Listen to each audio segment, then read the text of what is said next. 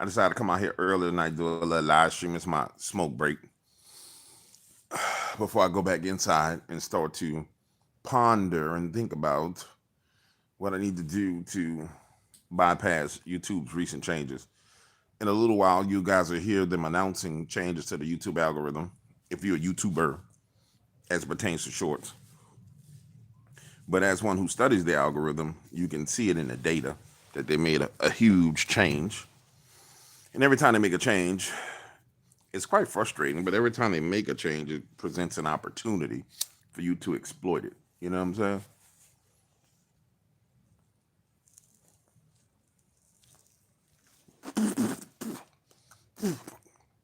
Damn, that's a nub that must have got some dirt on it. You ever smoke a nub and you got a little dirt on it? So let's talk about some of the things that your boy been saying, some of the things that you're seeing.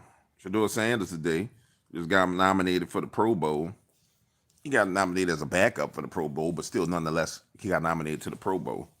And I was saying, when Shador Sanders was going through all the persecution, I was like, hey, man, the dude's being persecuted is being set up to be one of the greatest quarterbacks in the history of the NFL ever. Anybody who's been watching me, you know I've been saying that.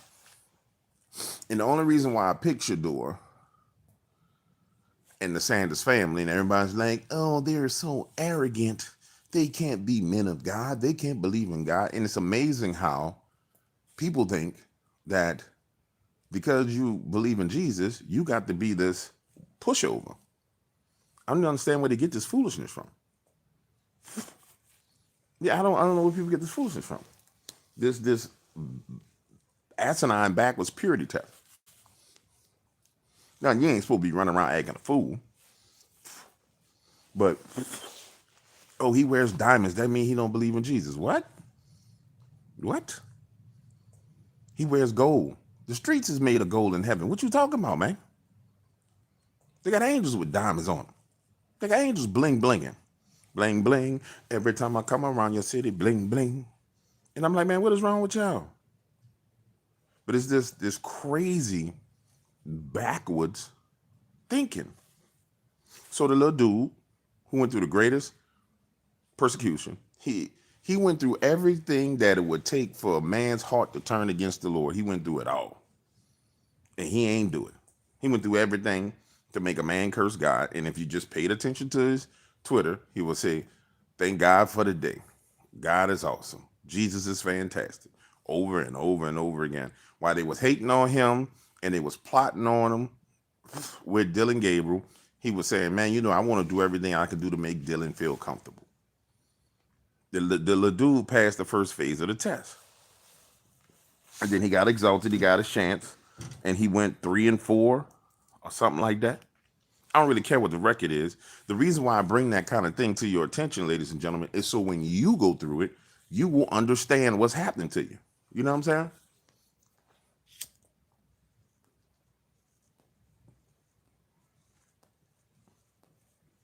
The objective is to apply the word of God to your life. That's the only objective. That's all I'll be trying to do. You know what I'm saying? But people get so bogged down in their emotions and their feelings. It's like, oh, he's not this, he's not that. That's like with Alex Jones. I sit there and said, Alex, them people not going to take your company. When they do take your company, you're going to sue them for billions of dollars. Then he comes out and he says, yeah, the lawsuit's going through and they're nervous about this lawsuit because they're doing everything they can do to fight my lawsuit. No, they can't fight his lawsuit. Because that whole transaction by Alex Jones took place in the courts of heaven. And I just be telling people. You know what I'm saying?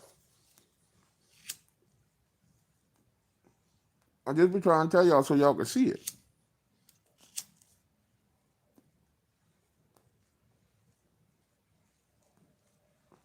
Because people think God is this abstract God that don't have nothing to do with the affairs of men. But he's not. He's the God that comes to visit men. He visited Adam in the Garden of Eden. He visited Abraham over and over and over. He visits with men. That's what he do. And so he be trying to visit with you. That's all I'm trying to say. You heard me? I got a video coming out where I went to Noah, I call him Urano Havari, and him talking about AI and how AI was going to master language, and anything that had to do with words, AI would control the things that do with words. Guys, if you don't mind, hit the like button. There's 53 people and you only 20 in here, and only 24 of you guys have hit the like button.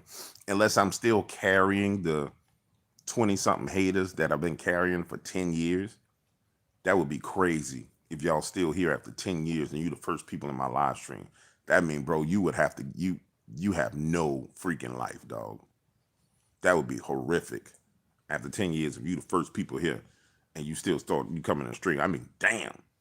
Get some business about yourself, man. That's crazy. But Noah Harari,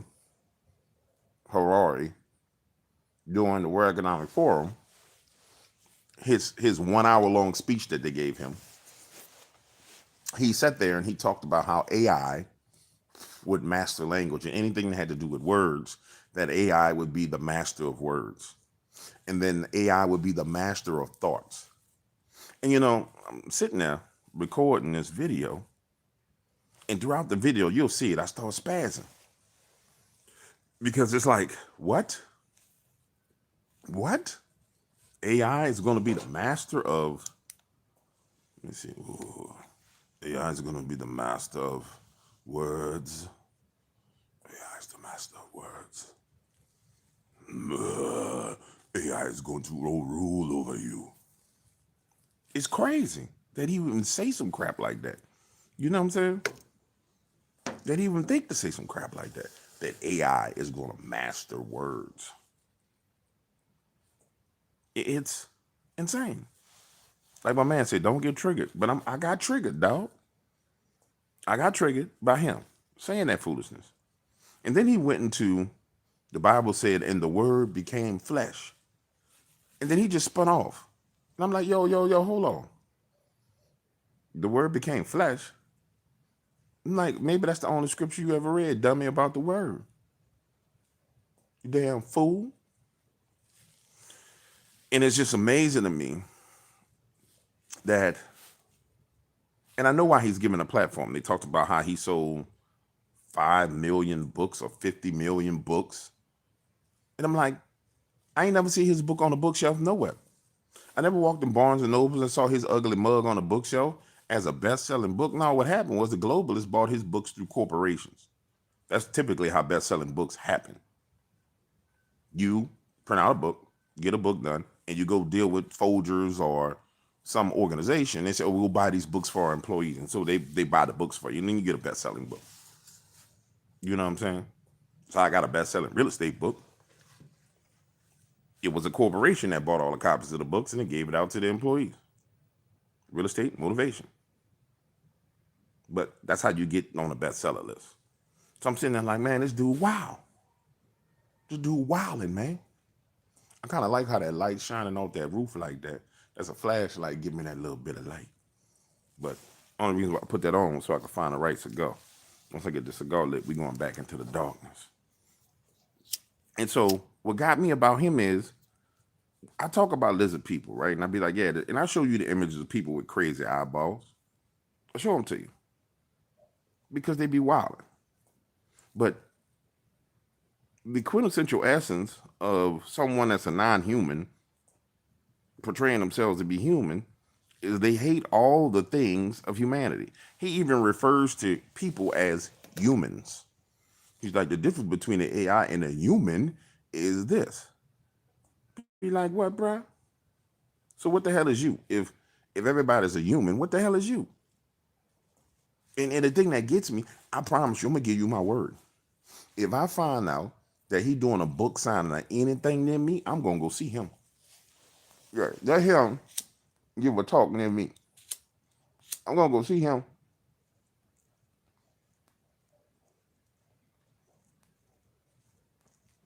If you're anywhere within 1,000 miles of me, I'm going to see homeboy.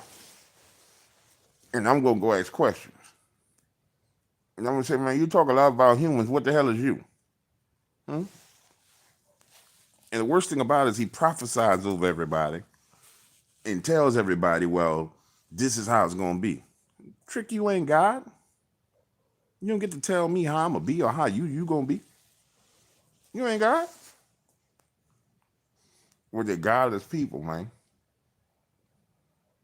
Godless people. And they've given up this concept and idea of the Green New Deal. That's dead. So now they've all turned to AI. AI is the new thing that they can make their money off of and enslave humanity. They done gave up on global warming and climate change. You don't really even see the climate change tags on your videos no more. It's all AI. It's all about the AI and how AI gonna rule you and control you. And people wild, bro. Hold on, let me pop my color. Got my inner color pop. Get my outer color pop. You know what I'm saying? It's all about how AI gonna rule you. Somebody said answer the question. I ain't see no question, dog. Shoot your question. It's all about how AI gonna control you. You know what I'm saying? And it's wild. It's wild. And so, yeah, hit the thumbs up button. Yeah, you asked me to answer a question, you answer the question. Weather is definitely controlled. I know y'all saw those videos of the snow, people trying to melt the snow and it wouldn't melt. And then they gave the community notes all on Twitter saying, oh, the black mud on the snow is from the result of the propane fire. Nah, bro. That's not how it works. If you put a damn snowball under a torch, it's supposed to melt, man. It's supposed to be no damn black smut. It's supposed to melt. Period. That's crazy.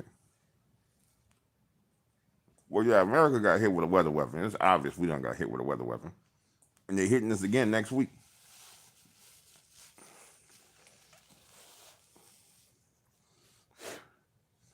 They're hitting us again next week. Something like a couple of million people without power. The problem is they hit the majority of the areas they hit with a weather weapon is people who actually prepare, they're preppers. You know what I'm saying? That's the only way they can retaliate without getting got. You right about that. But the issue is the majority of the territories that they hit with the snow, like you go into the country, people preppers.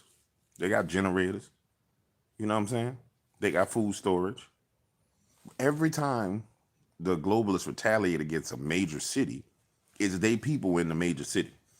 Anytime they hit a blue city, they make their own people in the blue city suffer.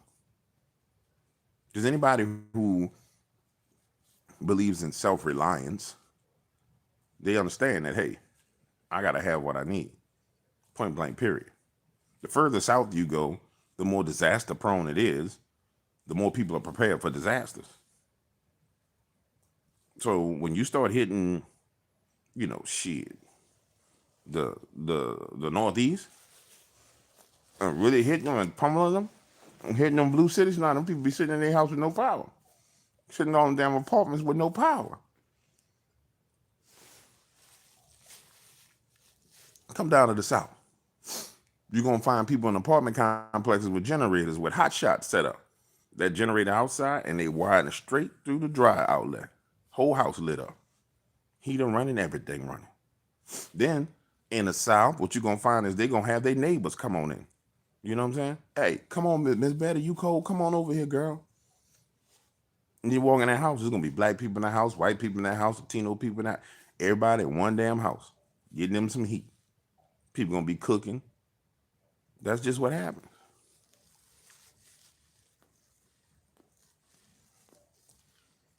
Somebody asked what these people, you was asking what they're doing in Area 51. Bro, I don't know what they're doing in Area 51 nowadays. Honestly. I know what they used to be doing in Area 51. I don't know what they're doing in Area 51 nowadays. I know there was a fire in Area 51 a couple of years ago. And the news came out and said the area is on fire. It's not Area 51. No, the whole damn mountain range is Area 51. The whole damn range.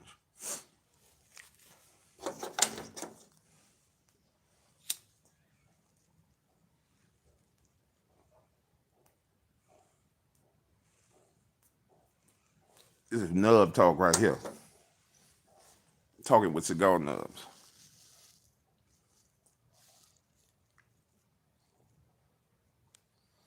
The man said, welcome to his house anytime.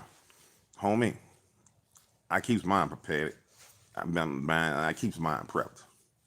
Generators, propane, everything. I mean, you ain't got no choice. I come from Hurricane City. I come from Katrina City. Any damn summer, you could lose your whole everything you ever bought, everything you ever owned. You know what I'm saying? Any damn summer. Anyway, let me get back to the point I was making. You see, this concept and idea that AI is going to be the God is the most foolish thing on the planet, because it goes back to the theory of dominion. In the beginning, God said, let us make man and make him in our own image and give him dominion. So if you ever read your Bible and you believe in your Bible, if you're a Gnostic here, you're going to be like, oh, you don't know what they were talking about. The Anunnakis did it. You don't believe in the Anunnakis. I'm not talking to you Gnostics. You stick with your Anunnakis. They're on their way back and they're going to save you. You just praise your Anunnakis. But you see, dominion was something that was handed over to the serpent. And so now what they're trying to do is give us another serpent to hand dominion over to. It's why Melania Trump came out and she was like, enjoy the AI. It's a great thing that we're doing for this nation. However, do not let it, use it as a tool and learn from it. Do not let AI do things for you. Because the difference between using it as a tool and handing over your dominion to it is a difference of if you're going to be lazy or not. AI, do all my homework for me. You handed it over. AI, write this book for me. You handed it over. AI, edit my spelling and grammar. Okay, that's cool. AI, could you help me research the top 50 junior silver mining stocks? Pulls up the top 50 junior silver mining stocks. Okay, find the ones that have this criteria, that have this amount of revenue, this, and give me a report. Now you read the report and you make your decision yourself. That is how you use AI. What they have to trick us into doing is turning over our dominion to the computer. Now I'm just gonna keep it real with you. He's sitting there talking about AI AI can think. No, it can't think. Only thing AI did, and then in the same damn sentence, he says, AI has the collection of all the world's data. So watch this. We take all the books in the whole world, we feed it to a computer. That's all the ideas and concepts that are currently existing, created by man. That is the limit of its knowledge. It's the limits of its knowledge is what's there. And then he says, well, AI, if thinking is combining words, then AI is the best thinker. What? Stupid? Thinking is so much more than combining words. Then he tried to convince everybody, oh, when you think, does a word pop up in your head? What? What? Come on, dog. And it's crazy because in order to sell this to everybody, he has to sell people that this thing is smarter than them. So they're telling you it's smarter than you. But anybody who's ever dealt with AI, like I just dealt with it just now on some stuff that YouTube is doing. And I'm trying to explain to this thing. I say, hey, this is how you get this result. And it gives the opposite. I said, no, this is what you do. And it gives the opposite. This is what you do. And it gives the opposite. I'm like, yo, you stupid dude.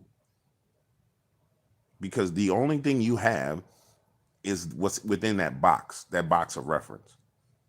And he was like, well, AI will come up with new ideas. No, the fuck it won't. It'll come up with new music. No, the fuck it won't. It's going to take an existing sound, existing music, existing voice, mimic it, and then make something comparable to it. That's it. But if they can sell you on it, if they can sell you on integrating AI into your daily life integrating robots, which is, I don't call them robots, I call them robots. And they can sell you on integrating robots into your daily life where, oh, the robot will wash the dishes for you. The robot will fold the clothes for you. The robot will start the fire for you. Over 5 generations, with the robots doing everything, everybody become dumb. What's the name of that damn movie where the hell the people riding around on a cartoon and they was riding around on the things and everybody was overweight and couldn't do nothing?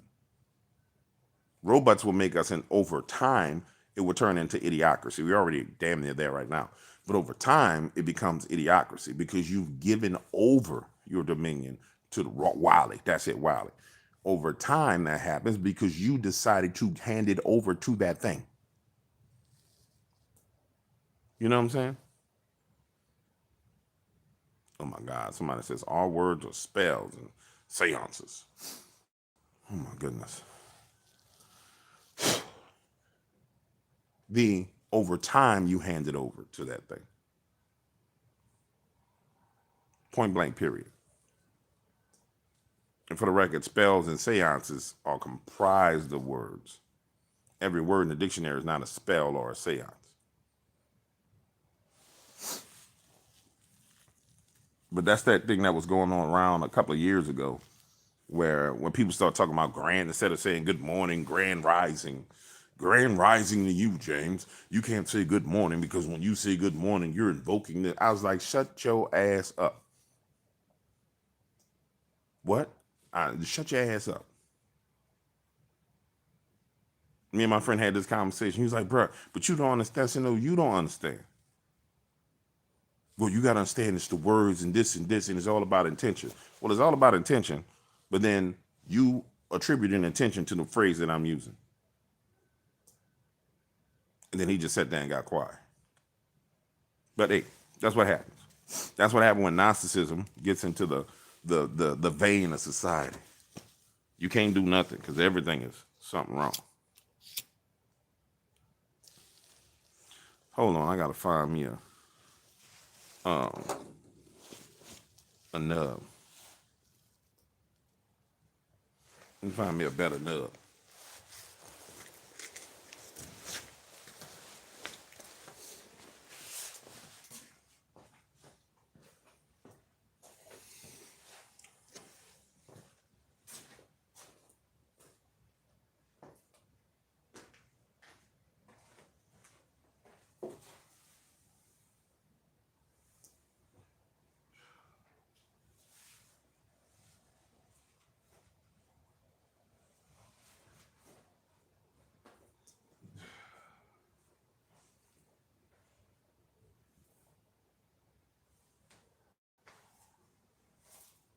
Damn it.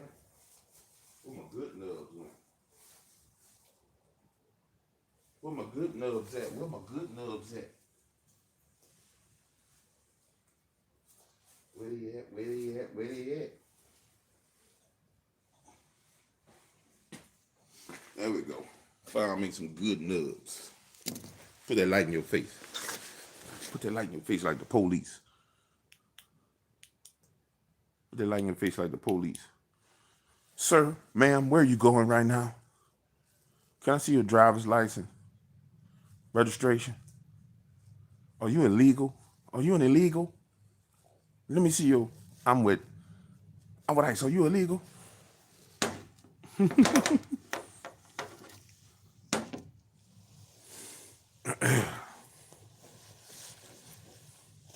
But the point I'm making is, you get this concept. People get this concept and idea that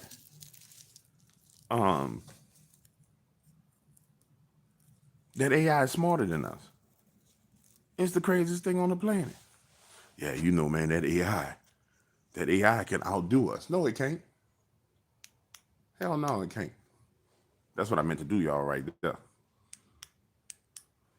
Let me quit playing before I get somebody a seizure. Get somebody a seizure around here. One of y'all might be seizure prone.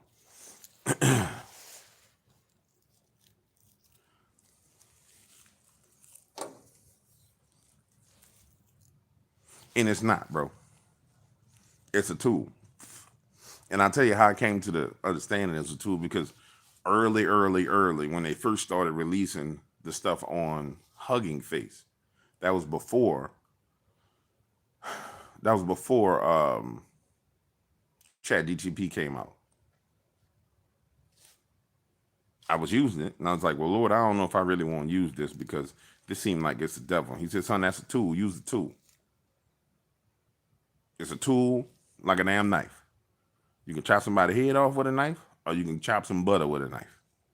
You know what I'm saying? It's a tool." But when you get stuff like people taking AI and having AI create sermons for pastors, which I've went to a Bible study at a church where it was done by AI. Nobody knew it but me because I know how AI writes. And he was reading an AI slide for Bible study. And I just got up and walked out. I was like, I'm not about to sit here and listen to no damn computer tell me nothing about Jesus. You done lost your mind. You lazy bastard. No good, rotten, lazy SOB. But if you don't understand how AI writes, then you won't get it. But there's certain phrases that all AIs use in their writing. And it's easy to detect. So if we turn over dominion to AI, then yeah, it's going to cook us. And that's what the whole thing is. It's about convincing people to turn it over. They're convincing corporations to turn everything over to them. Convincing corporations to turn it over to them for profits. Because they say, oh, you'll make more profits if you get rid of the human. The humans. But it don't work unless you turn over your dominion to it. That's a better dub, but it's a little dried out. You know what I'm saying? Somebody said, he said you would know them by their fruit. You're damn right. That bring me to Candace Owens. You know what? We going up on this Super Bowl, right? Coming up on this Super Bowl. And the biggest talk right now should be the alternative Super Bowl halftime.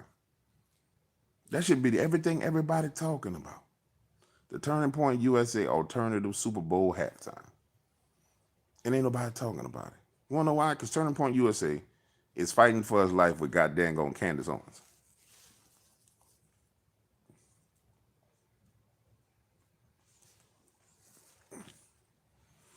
Because she said she won't find the truth about who killed Charlie Kirk.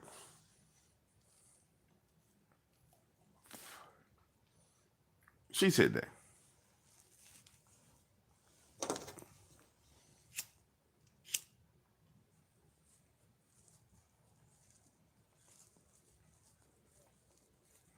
I said a couple of times, the truth of the matter is, every Christian in America killed Charlie Kirk.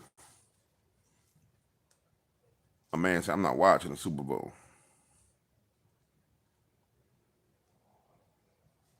But every Christian in America is the reason why Charlie Kirk is murdered. Because he was the only one that rose in his kingship and priesthood to the point to where he could influence the nation at that level. If everybody influenced politics the way Charlie Kirk influenced politics, if everybody influenced culture the way Charlie Kirk influenced culture, then they couldn't kill. There would be no one person that could be killed. You know what I'm saying? Well, nope. We all did it, including me.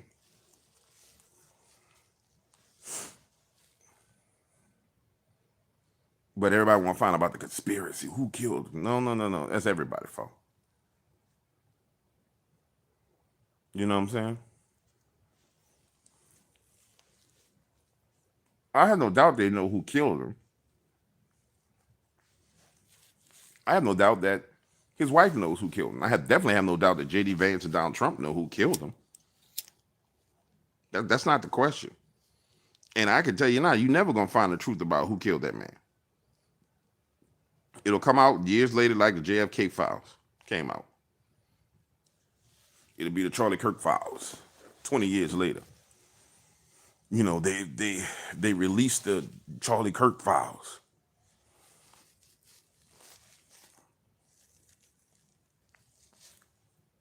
So it's one of them plays where it's like all that stuff was done on purpose. But the point I'm making is this. If it was 5 million Charlie Kirks, then guess what? You can't kill them all. It's why there was such a brazen attack on Turning Point USA after the murder of Charlie Kirk, because what was happening was a revival And I never forget it, man. It was the most beautiful thing I've ever seen. High school students praying outside of high school in the morning. Kids walking up talking about how Jesus changed their life and how they started praying and they used to be depressed and now they're no longer depressed. I mean, it was the most beautiful thing I had ever seen. And then bloop, gone. You don't hear nothing about it. And all you hear is Candace Owens.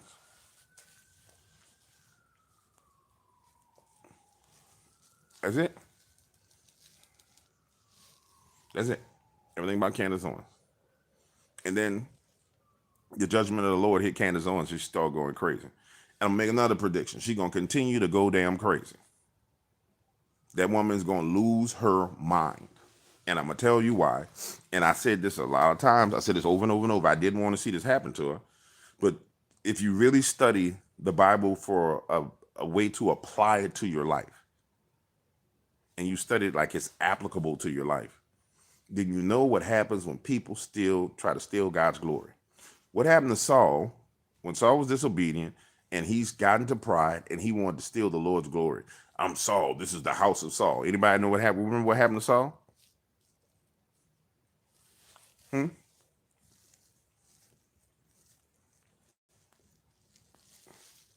Anybody know? Anybody remember what happened to Saul? What happened to Saul mine? Y'all must be lagging. I'm gonna wait on y'all this time.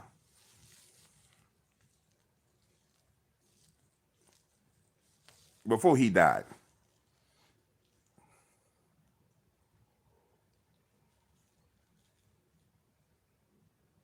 one of y'all had to read the Bible in him, man.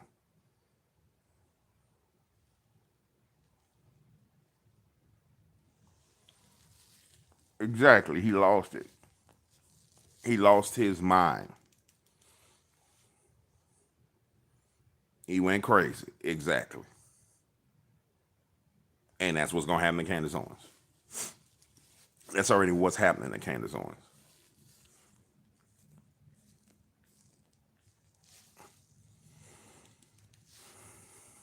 And the only thing that soothed him was David singing psalms and playing music. And then what else happened to the house of Saul during that time period? What did they bring into his house? After the Lord had turned from him, they brought in sorcerers and witches into the house of Saul. I'm just trying to tell you. If once you study the Bible and you apply it to scenarios, that's why I'm writing this book on it. Once you actually study it and you apply it to life, you'll see the same thing over and over and over and over and over again. People making the same mistakes over and over and over and over again. That's why it's so important to study it, because it don't make no sense to make the mistakes.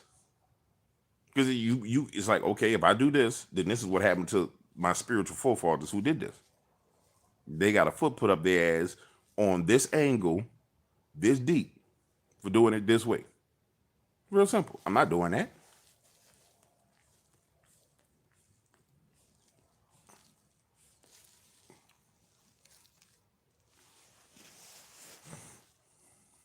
And that's what happens.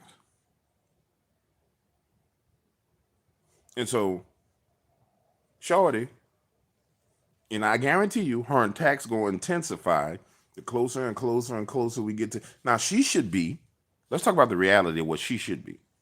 She should have been hand in hand with Erica, ensuring that the event that went off was the greatest, most beautiful, most powerful, most amazing event there ever was. She should be the number one cheerleader for them. She should be like, oh, I got my live stream gets 50,000 people. I can guarantee you're going to get 50,000 people who watch your event. But nope, that's not where we at. That's not where we at. And that's the danger that Shorty's in. I wouldn't trade shoes. I wouldn't trade my socks for her shoes. Matter of fact, I wouldn't trade my socks in a snowstorm for her whole winter outfit. I'd rather freeze than put on that clothing that she wearing right now. And I'm not saying that to be mean. I'm just saying that that's just the truth of it. You know what I'm saying? That's just the truth of it.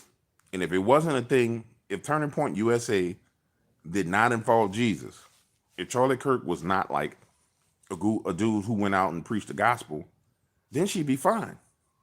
It would just be business. It's just business. She'd have been fine. She'd still been in dishonor because she dishonored her closest friend. But bruh, it's like, and that's the thing that scares me about influence. I don't know about y'all, but see, influence scares me. Because technically when you're an influencer, you're a teacher. And there's a special judgment for teachers. There's a certain type of condemnation for teachers. That's what scares me about it. No, I be scared. I be careful what I be doing. You know what I'm saying? I be careful what I'm doing because there's a special condemnation. Each and every person that the Lord trusts you with to listen to you, like all 135 people here, like, okay, Jesus said, hey, y'all go listen to him tonight. I'm like, all right, I understand that. You could be anywhere else. You could be doing something else. You could be chilling. But you over here listening to me. So I'm like, all right, Lord, I may spaz out a little bit, but there's a governor there because I already know that Big Homie gonna be like, yo, what you over there saying, dog? What's wrong with you? You embarrassing us. Like Pimp C say, take that monkey stuff off. You embarrassing us. Man, I love me some Pimp C. I really did. Out of all the rappers, I remember when everybody was going crazy over Cash Money and No Limit, the only thing I listened to was UGK and Pimp C. I ain't know a song. All I knew was cruising down the Ave. Yeah, I'm looking good. I'm banging screw and diamonds up against the wood. Do what you like. All I knew was one day you're here, baby, and then you're gone. The next day you're gone. Yep.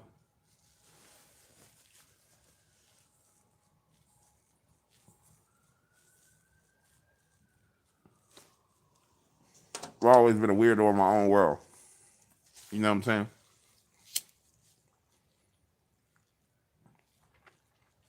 I've always been in my own world. You know the beautiful thing about being kind of in your own world is when you come out, you look around, see what's going on, and you realize you're not a part of the crowd. You ain't following what everybody else. You ain't doing what everybody else do. You know what I'm saying?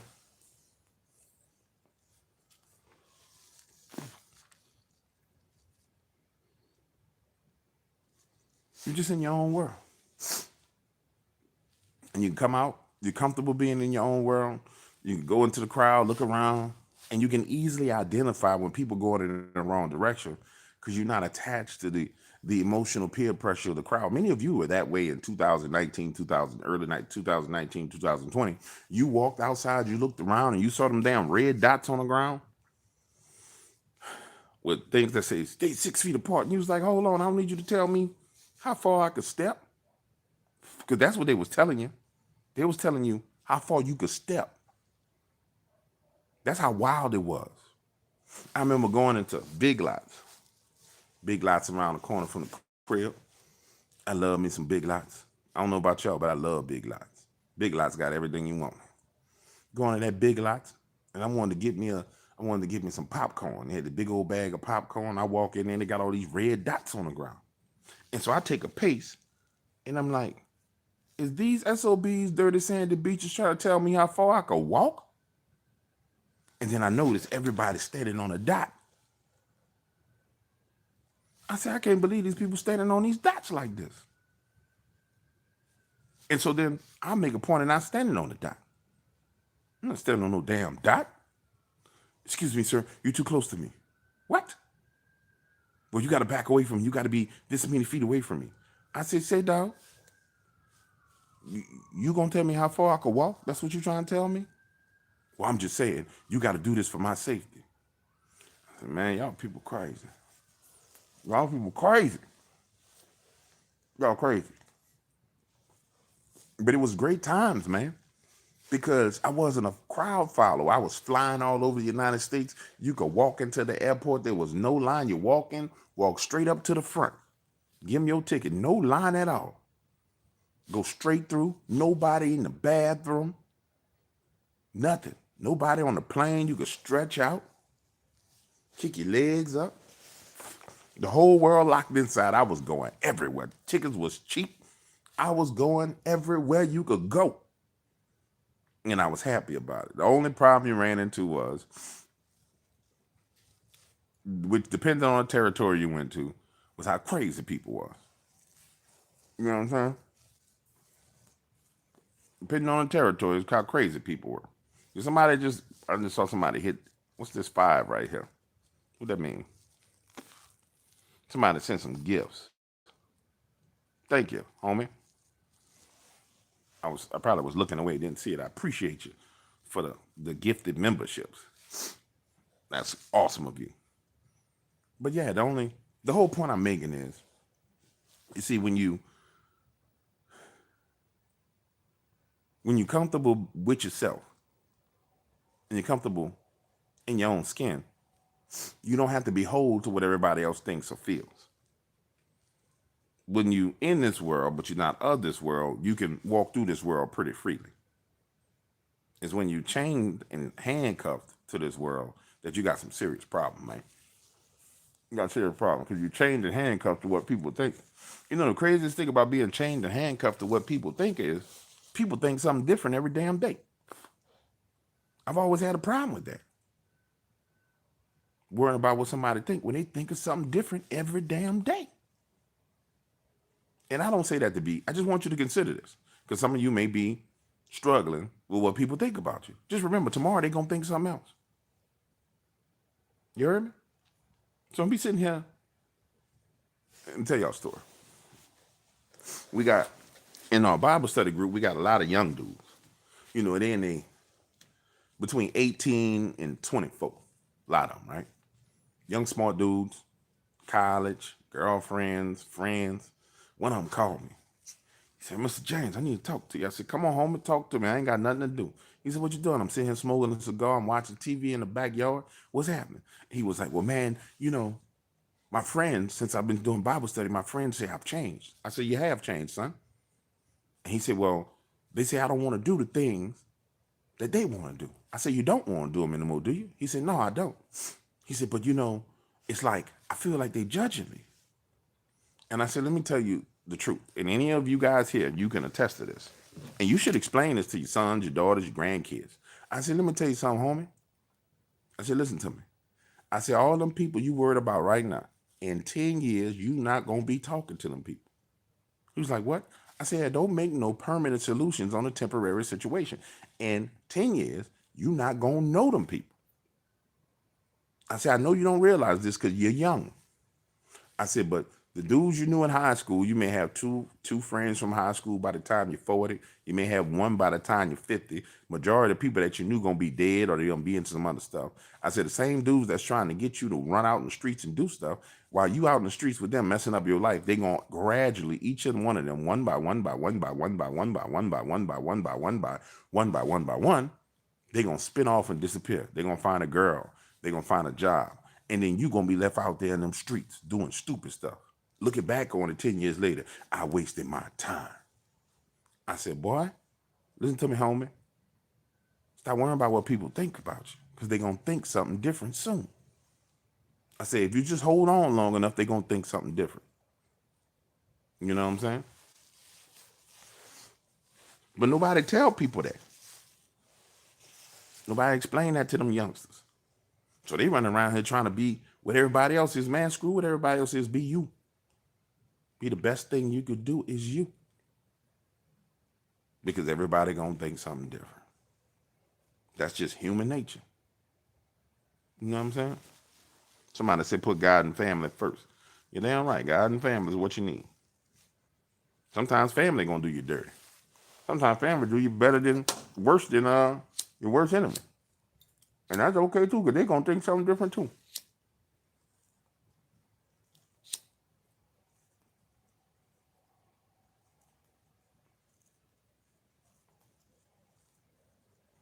I talk to people all the time. They be like, well, man, my family is this. I said, man, the Bible says a man's enemies will be in his household. I ain't never read that in the Bible. Go look it up. A man's enemies will be in his household. Don't believe me? Google it right quick. Say scripture, a man's enemies will be in his own house or in his household. And what it's telling you is some of your worst enemies are going to be the ones that's in your family. But they there to teach you a lesson too. They going to teach you a lesson. When you can deal with the ones that's in your household, you can deal with any damn enemy. Because it's the ones that's closest to you that can do the most damage. The ones that's you let close that's going to do the damage. That was one of the hardest lessons for me. Not the family lesson, but the hardest lesson for me was Jesus teaching me, and I learned it though. He was teaching me, although I knew somebody was lying, to let them lie. Although I knew they was lying, let them lie. Although I knew they was playing games, let them play games. And the craziest thing about how he teaches those things is, you see, you may go through this, but if you ever do, I just want you to understand what you're going through and understand what it means. You see, so much about the kingdom of God is about your heart, right? And your heart posture in obedience. And so I remember this guy just lying. I'm like, yo, I'm about to bust this dude out. This dude lying. And who he think he playing with? Like, I'm like, dog, who you think you playing with? Like, I'm listening to him like, yo, Lord, this dude playing with he playing. Like, he think I'm retarded. Don't say nothing. What you mean don't say nothing? Don't say nothing. And I had to go through it and watch what happened to multiple people before I understood it, before he really explained it to me. But after I watched what happened to multiple people, I realized something. He was giving them a chance to do what's right. And they were making a decision. Like, you can face me in judgment by telling me the truth, or you can face him in judgment in the courts of heaven. $10 purchase with what? Okay, yeah, that's my Bitcoin. Give me a little bit of that Bitcoin. You know what I'm saying? And you can face him. And so I come to realize that, hold on. When you're sitting there and you're playing games and you're lying, you just choosing to face him. You know what I'm saying? You're choosing to face him. And that's when I was cool with it. That's when I was able to take, how people say, you need to forgive. Oh, boy, once you understand that, you quick to forgive. I'd be like, whatever. I ain't mad at your homie. Do what you do. Because I understand now. No, you just choose to go to the court. You could have talked it out with me. You choose to go see the big judge. You know what I'm saying?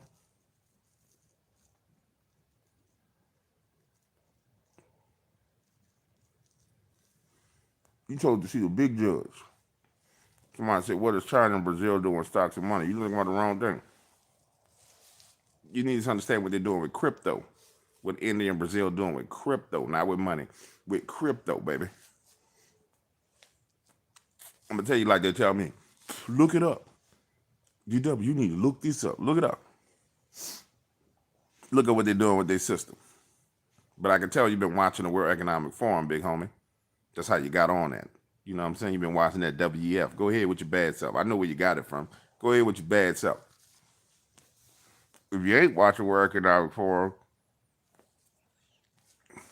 they explain it. You know what I'm saying? But go ahead with your bad self. You a bad man but jammer. That's a damn good question. You a bad man but jammer, boy. Somebody say sending some appreciation for the wisdom. I appreciate the $4. How about that appreciation? But you're a bad man but jammer. Look it up. And I don't mean look it up like I'm trying to be rude. I'm serious. Like, World Economic Forum, cryptocurrency, not Jamie Dimon, the CEO of Black, Larry Fink. Look up World Economic Forum, Larry Fink, cryptocurrency. Watch it. Don't even watch it. Hit the description, grab the transcript, copy the transcript to your AI, and question the AI on what he said and watch how you find that money. Let me tell y'all something about finding money. You see when them lizards get up there and they start talking, they be running their mouth. Man, if you ain't running them transcripts, you'd have lost your mind. If you don't run them transcripts, I'm gonna tell y'all so you can find you some money. Tell y'all how you can find you some money. SEC website does the forms. Damn, what's the name of the form? 13G? 13CG? It shows every stock that's acquired by BlackRock, Citadel, and all the major hedge funds. All the major hedge funds, they have to report the stocks that they get. And they report it on the same day they report it is the same day they buy it. But you got to go to you would look at stuff like Unusual Whales, and Unusual Whales will give it to you like days afterwards. If you get a Python program, which you can have your AI write me a Python program that scrapes this website for BlackRock every day to see what they acquired, check the number of stocks that they bought, and if they bought more than 25 million shares, then you go and buy. You'll get that bread. That's what I'm telling you. Like, this world is wide open if you know how to use the tool. You know what I'm saying? You know what I'm saying? It's wide open if you know how to use the tool. That's it. But if you don't use it as a tool, like if you're using it to make some stupid memes, I mean, in certain cases, a meme, if you're in the information world, then making memes is a very powerful thing. But it's a tool that you can use to just come up in all kinds of ways. You have write a Python script that'll do anything. But you just got to apply that tool. You know what I'm saying? Somebody said, should we be investing in water rights? I might be a little bit too late for that, homie. I told y'all keep watching water 5 years ago.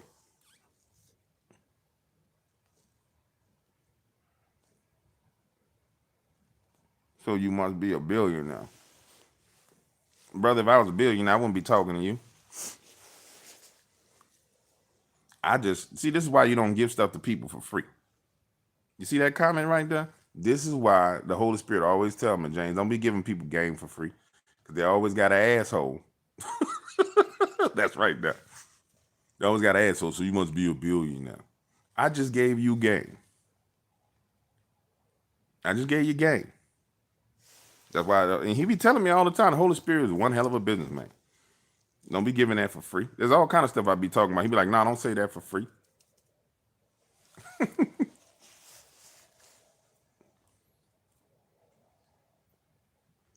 And that's why people don't get game for free. That's why people charge. You be like, oh man, they always gonna charge this. That's why they charge you right there, because people like that.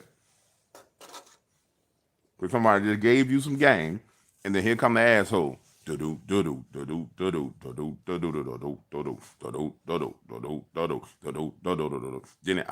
just saying it was a question. Don't be offended now. You say what you said, homie. I ain't mad at you. I'm just keeping it real with you. It's a teachable moment for all of us. You know what I'm saying? It's a teachable moment for all of us.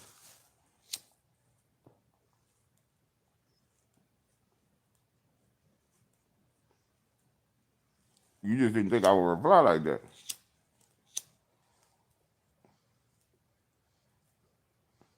I'm gonna tell y'all the scariest thing coming down the pipeline. And I've been talking about it, keep on talking about it. The Christian jihad that's coming down the pipeline is the most terrifying thing that's coming. Because everybody is under the impression that you could just walk over Christians left and right. You know what I'm saying? They're just under the impression that you can walk over Christians. And you're starting to see it. Like Bishop Wooding came out. I did a video earlier, and somebody was saying I didn't agree with him. I do agree with him that if you come into church with that foolishness, they should lay hands on you. They should touch you everywhere with them hands, including the bottom of your feet. You come in there interrupting church. You know what I'm saying? Everywhere. But this new thing that people never seen before is getting ready to happen. And it's a new thing that's happening because think about it like this. We're getting ready to go into a Super Bowl where they're going to have Bad Bunny performing at the Super Bowl, singing in Spanish, wearing a dress, cross-dressing. Now, the NFL knows that the American people don't want that. They know the American people don't want that. But they saying we're going to shove this down your throat. And they know America loves football. America don't love soccer. America loves football. You know what I'm saying? The laying on of hands is coming. And I don't mean that in a violent way, like, oh, we should be violent. I'm just telling you, the laying on, like my man said, the laying of hands is coming. Because they just keep going further and further and further and further and further with the foolishness. And you're backing people into a corner. And, bro, it's going in bad.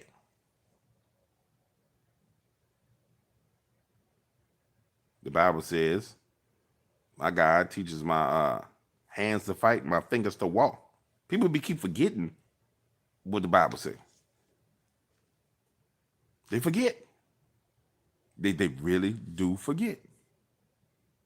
And it's just like, oh yeah, we just gonna run them over. Okay.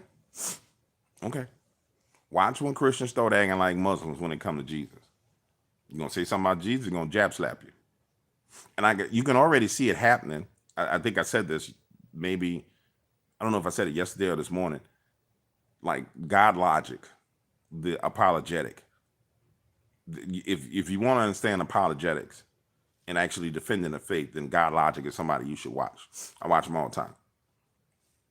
And every Christian should be able to defend their faith.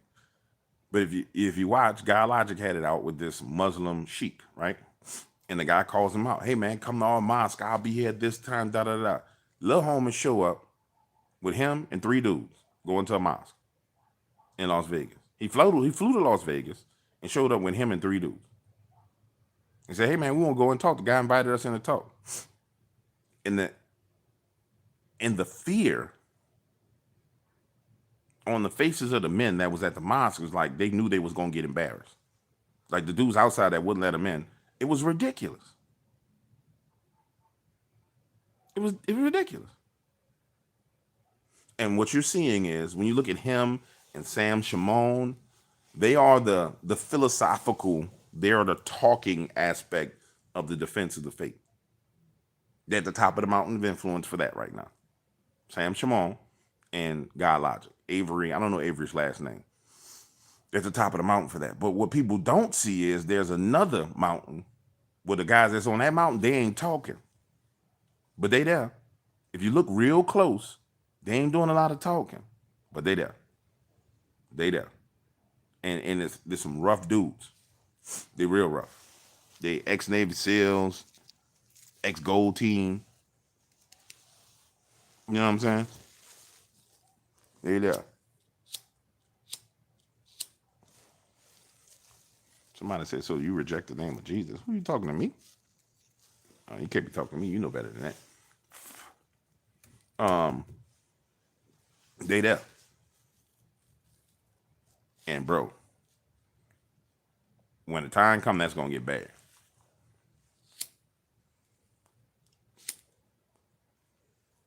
Yeah, I know. I'm sorry. Because I've seen you around here long enough. You know. You know what I'm saying? That's why I said you can't be talking to me. You've been here long enough to know I ain't rejected nothing when it comes to Jesus. That's my big homie. I was talking with him last night, right? Let me share a secret with y'all. And I've shared this with some people. You know, there'll be a lot of people who say, DW, I be trying to talk to Jesus all the time, and he don't never answer. Don't take that as discouragement. You just asked the wrong question. You asked the wrong question. So I ain't answering that question. And sometimes, don't be one of them people. There's some people, dog, they be wild. They ain't talked to the Lord in 20 years. All of a sudden, now I won't talk to him. And they think he's just going to talk immediately. But if you've been talking to him consistently, going back and forth, and you ask a question, you don't get the answer to the question, rephrase the question, and then rephrase it again, and then rephrase it again, and then rephrase it again. And then what's going to happen is he's going to say, oh, now you asked the right question. And if you really want to hack to it, just be like, hey, I got this problem. I don't know what to ask you about it. But, because I don't know the solution to it. So I don't know what to say to get you the answer. But I kind of need an answer on this one. Just admit you don't know. Once you start admitting that you don't know, oh man, it gets great. It gets beautiful once you admit you don't know. The admission of ignorance and not knowing is one of the most powerful things that you could do. I don't know. One of the most powerful things you can do is admit that you don't know. It takes you a long way. It takes you a hell of a long way. Man, we've been on here an hour. We've been on here an hour. I've been out here in this cold for an hour, man. It don't really feel that cold either. Don't really feel that cold, but it's cold. Move this light over. There we go. It don't really feel that cold, but it's cold.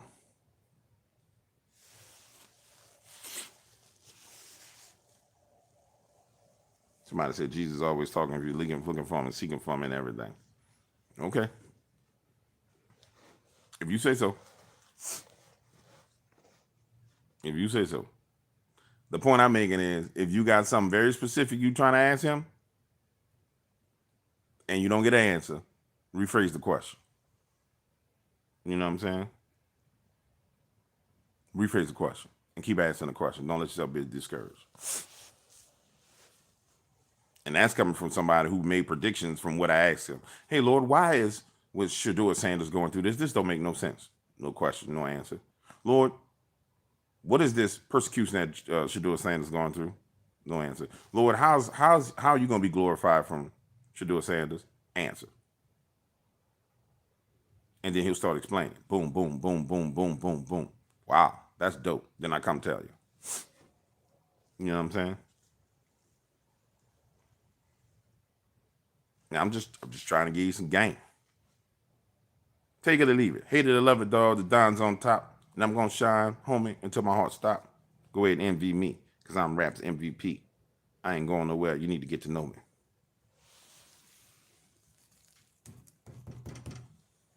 I'm going to tell you who I've been worried about, though. I'm worried about old Donald Trump. Donald done did so much damn damage to the deep state. They got to be trying to take him out.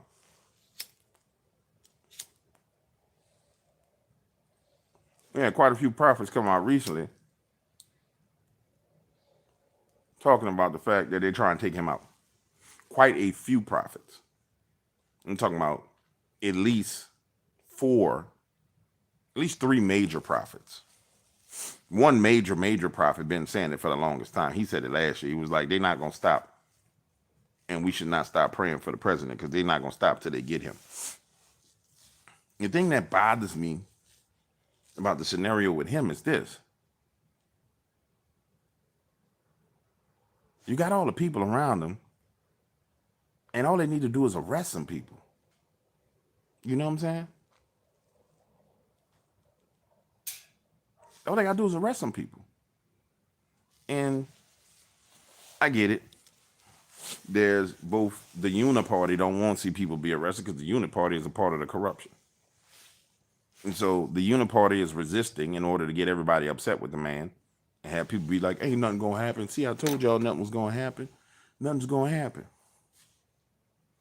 This battery getting dim on this flashlight. Let me see something. It's not reflecting like it was.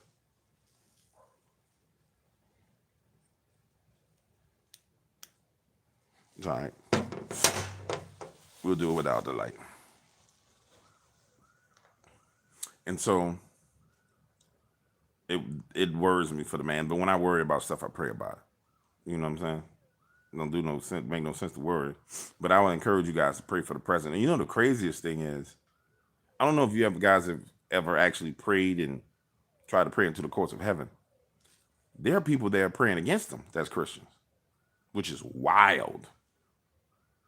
That's wild, bro. When I tell you it's wild to be there in the courts of heaven and hear Christians petitioning against the man and petitioning for people like Spamberger, like this is just like, what? What? What? You petitioning what? It's like, what the hell's wrong with you? And the craziest thing is, prayers ascend to the Lord's throne as incense, right? And so there's some incense that's end up being strange incense, because if you don't really pray a lot, then you end up being kind of a strange smell that goes into heaven, right? If you pray a lot, then God becomes familiar with your sin. You know what I'm saying? Man, I'm in Brooklyn, dog. Brooklyn, we go hard. We go hard. So prayers ascend to his throne as incense. And then if you read the scriptures very carefully, angels gather the incense. And then we were praying one day, and you hear strange incense. And I was like, that's wild. But it's like these people don't really pray. And then when they do pray, they pray amiss. You know what I'm saying? The craziest thing is, no, bro, you can't say they're not Christians. The state, being a Christian, honestly, bro, if you accept the Lord and Savior Jesus Christ, you considered a Christian. You know what I'm saying? It's just they praying amiss. They deceived. They're what you call children in the kingdom of heaven. It's a terrible thing, my homie. It's a terrible thing, my G. You know what I'm saying? It's a terrible, terrible thing. And what ends up, for example, think about how many people, I hate to keep bringing the girl up, but think about how many people follow Candace Owens that call themselves Christians. And they can't see what she's doing. And think about how many people actually accept Jesus Christ as their Lord and Savior, but still participate in that. That is the greatest trick of the devil there is. It is called to bring war of the body of Christ in the war, to get the hand fighting the foot, to get the ear fighting the lip, to get the nose shooting snot out on the chest. That is his trick. That is the confusion is the trick. And it empowers the kingdom of darkness. The kingdom of darkness goes, I have been empowered. I will rule. Confusion has hit. The doors are open. Unleash the demons. It's why you rarely, very, very seldomly will ever see me participating in confusion. They got people talking crap about me right now. Y'all don't never know about it, because guess what? I don't care. Because I know that once I start arguing with that person, this big old door opens up. And then all the demons say, get him now. I'm like, nah, I don't care. I don't care. Now, I will make fun of some people, especially them Candace Owens people that come over acting crazy. That's why I went, you say better about Candace. He say better about Candace. He say better about Candace. He say better about Candace. That was the funniest thing to me. And the craziest thing, I hadn't said nothing bad about her. Now I'm saying stuff bad about her.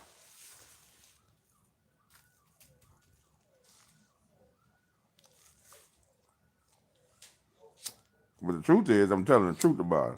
But in their eyes, it's going to be bad.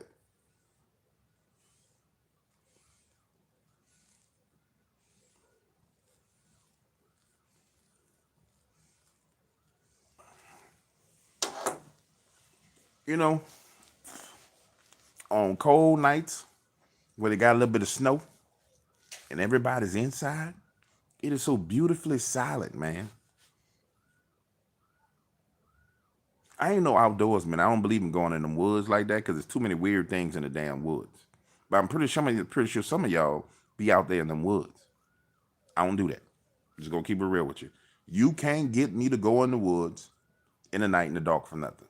You would have to kidnap somebody I love and take them into the woods. I go. But outside of that, I'm not going into them woods.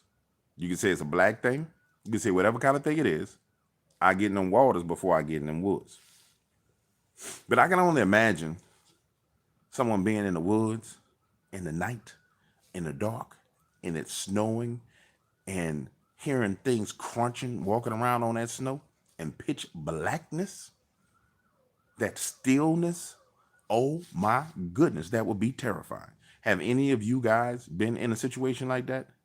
Because I think I would be terrified. I'm just gonna keep real with you. I think I would be scared out of my ever loving mind.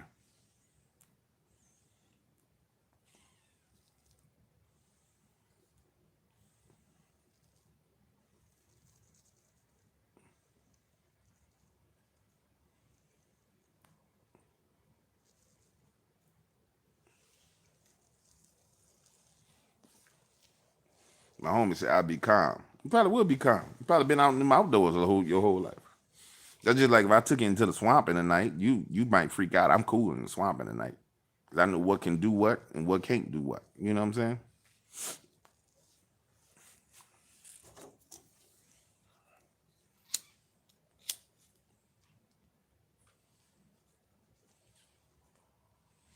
I remember during that COVID time, they was talking about, somebody said usually a deer, a coyote. Coyotes get on my damn nerves.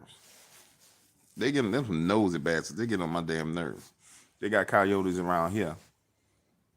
And if you outside, it's a freaky thing though. Because I like to sing in the night. You know what I'm saying? So it might be 2:00 in the morning. I'll be outside singing. And you could be in the middle of singing and then you'll feel something looking at you. Open your eyes, two damn coyotes staring at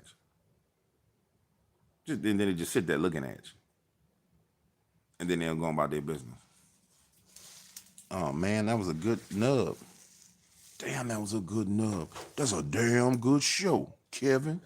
Shut up, Kevin. You know, the Hodge twins had on somebody today. And I don't understand what the hell wrong with them. I like them. But they had on some Muslim today that was sitting there telling them that Mary wore a jihad, a hijab, whatever they call them damn things. They was like, well, Mary wore, he was like, well, Mary wore hijab. And I'm sitting there listening.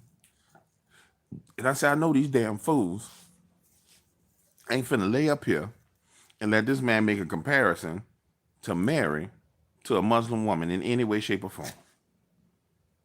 And they just was, and then they reposted it on Twitter. And I said, you see,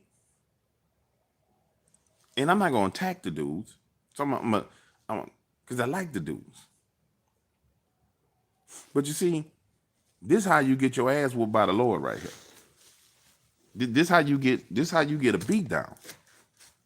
Because you're not smart enough to see the comparison that's being made. Mary wore hijab. What?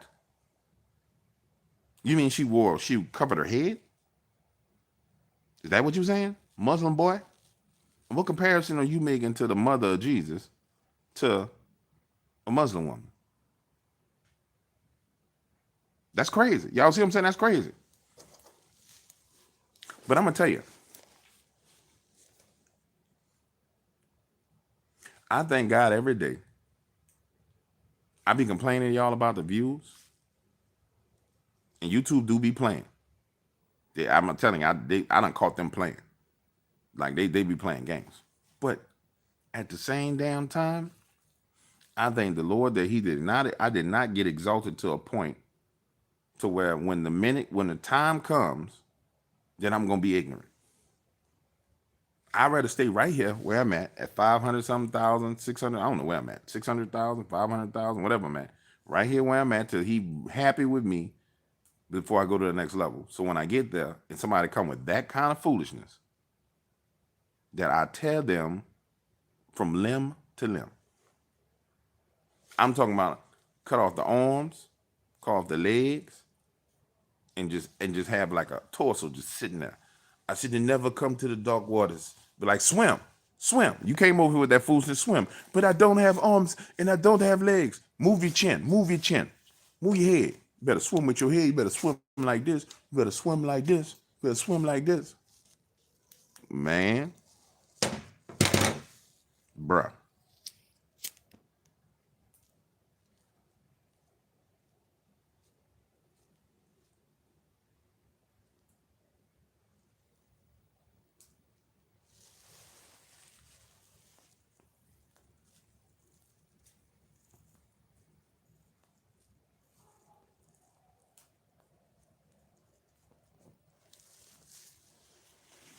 May God protect my ministry from hirelings. I'm hireling something else.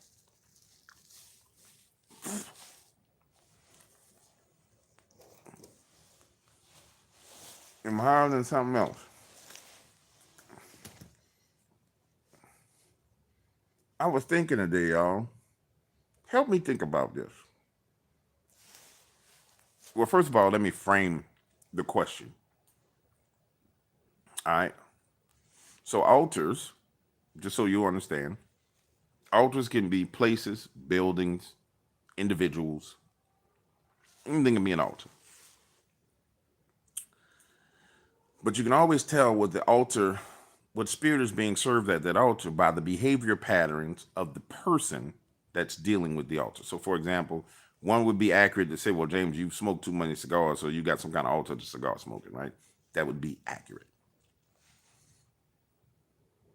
When you think about Minnesota, you think about Governor Tim Walz and everything that's going on there. Today I was trying to think about every altar that's active there. We see the Antifa dudes that cross dress. That's Trantifa. So I know that's there. Then we see the bull ring people. I know that's there. But what I've been trying to figure out is what is it, and you guys help me with this. What is it that will make an individual say, hey, I'm not going to go to work today. Or I'm going to, let's leave work out of it. What will make a person say, I'm going to leave my house and I'm going to chase down federal officers and track them down? What would make a person do that? Now we know it's a demon. Don't get me wrong, but what is it? We know it's demonic. But what altar is in their life? What is there? What repetitive pattern? What repetitive habit do they have that will make them do something like that? My man said they're getting paid. money. That would make sense. But I don't know, guys. Let me ask you this though. How much money? I don't know. Could it really just be money? Could it really just be mammon? That would be crazy. Like how much an hour? I can't put a price on a number that somebody say, hey, James, we're going to be going out to protest ICE today and we'll pay you $250 a day to go out and harass ICE. I'd be like, you done lost your damn mind. You won't pay me $250 to harass a federal agent and I get fair time. You know what I'm saying? Y'all think it's the bag? You really think they doing that for the bag? That's crazy.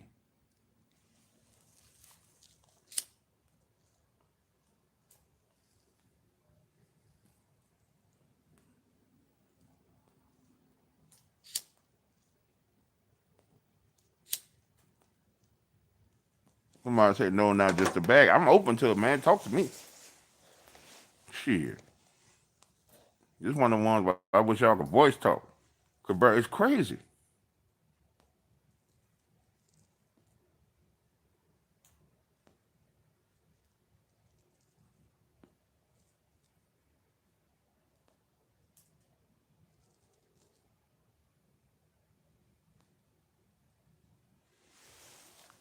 He got paid $700 a day to protest or $700 in general just to protest. Because, bro, the way I see it is you catch a charge, you're going to need way more than $7,000. Like the lady who ran into the police the other day. She just slammed into the agent's car.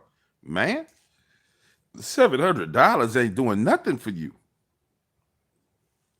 You know what I'm saying? Somebody says it's a psyop. I agree with you being a psyop. It's definitely a psychological operation. It just don't make no sense to me, man.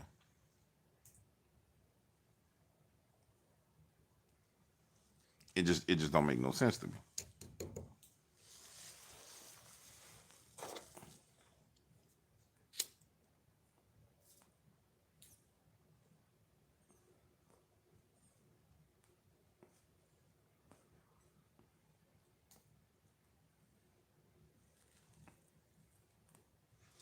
Now I know for sure when it came to the Muslims, God made the Muslims talk. Come on, wind, stop blowing. You see me doing this. Stop it. Give me a second. Chill out, man. Thank you. Around here wilding.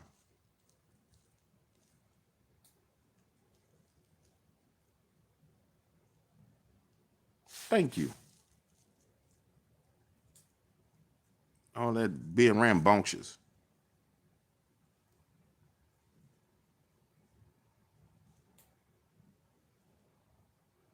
Now I appreciate you. Now I can go and finish doing what you was doing. Um, Pride, arrogance, and greed. Yeah, probably all three.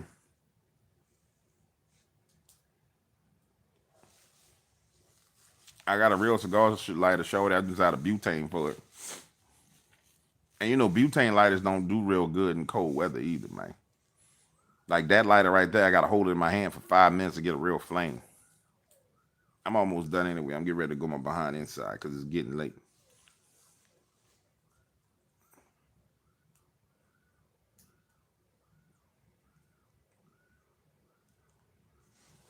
To me, it's just madness, though.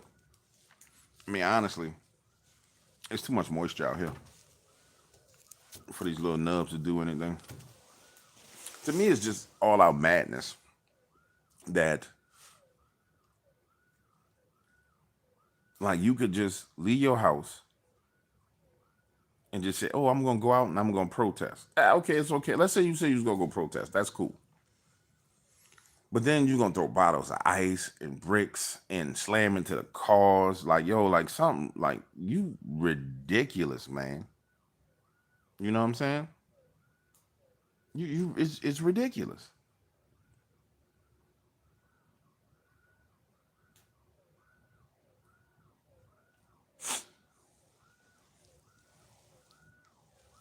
And the worst part about it is, if Donald Trump does do the Insurrection Act and start snatching them off the streets, they're gonna cry and whine. But what I saw today is very interesting. So I saw him post today that him and Tim Walz had a conversation, and that Tim Walz is gonna work with him with deporting the illegal aliens. And what I anticipate is, um, somebody said they possessed. I think they really are possessed. You know what I'm saying? I think they really are possessed. But I don't know how Tim Walz is gonna manage this because you've been telling everybody that Donald Trump is the devil, that ICE is the devil. And then Donald comes out and makes an announcement that you're gonna work with him. If and we about to find out how much these people paid, if they are real zealots or if they paid protesters. Because if they real zealots, then they should be outside of Tim Walz's house tonight, going crazy. You know what I'm saying? They really zealots about illegal immigration and freeing the illegals or whatever the hell they consider it to be. Then they all should be pulling up on Tim Walz. And I ain't gonna lie to y'all, if I was president, I'd have been lied. I'd have lied and said, man, I just got off the phone with Governor Tim Walz, and Governor Tim Walz has agreed to work with me on deporting illegal aliens. She would have came out. I never said that. I didn't. I mean, I would have had an AI voice of Tim Walz. Tim, don't make me release the recordings. I would have flipped them people on him so quick. I would have been flipping them people on him. It'd have been the best government AI of his voice would have been talking. Oh, I would have played some games. It would have been really biblical. Clever as a serpent, innocent as a dove type stuff. Ah, boy, I would have flipped it on his behind. Because they all hate me, right? Because you hate me, right? He my friend. So you got to hate him. Boy, them people would have been outside his house throwing bricks at his house. I'd have had AI videos of me and him on chat and everything else. But I would have rolled out every damn tool there was.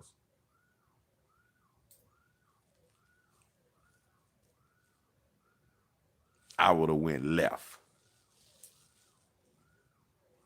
Somebody says, I'm sorry, Tim is no real man. Who paid for the buses? Lie, that's a sin. I would have set him up, and yes, I would have lied. Absolutely. That is an enemy. I would have lied. I would have lied. I tell you what, somebody break in your house to kill you and your family, and they ask you a question, and you got to decide if you're going to lie or tell the truth to save your life. Go on, tell the truth and die. That's your business. I would have set his behind up because I got a responsibility to all y'all, to all of y'all, to all of y'all. Hey, hey, hey. I would have set his behind up. It would have been vicious what I did to him.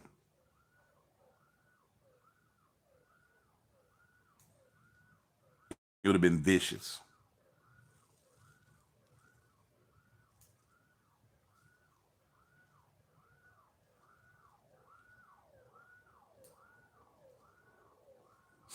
Vicious. Bro, the worst way to get somebody over here with me is to come and mention their name. I'm just going to keep it real with you. The worst way. The best way is shoot me an email. Hey, bro, this Sam Hyde, take a look at it. And the worst way is to plug them. I'm just going to tell you, from years, I've been on YouTube a long damn time. That's just and I'm just going to give, that's the worst way. Don't do that for me. Don't be over, hey, you need to have this guy on, blah, blah. If you want to shoot him a post or something like that, no, that gets people to reject you so quick. But I will look at Sam Hyde and see who he is because you recommended him. I will do that for you, my man. You know what I'm saying? I'll do it for you because you asked, my friend. I will look into Sam Hyde. Absolutely. I won't be a jerk about it. I got a taste for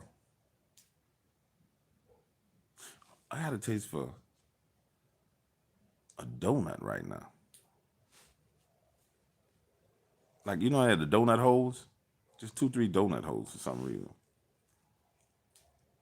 Man, let me tell y'all a story. They got this little place in New Orleans East on Diamond Road, McKenzie's. It probably ain't there no more. But when I was young, we used to go to McKenzie's. And you go to McKenzie's in the late night in the dark because they had the Castle Burgers. But they didn't call them Castle Burgers, but they was Castle Burgers. They called them McKenzie's Burgers, but it was Castle Burgers.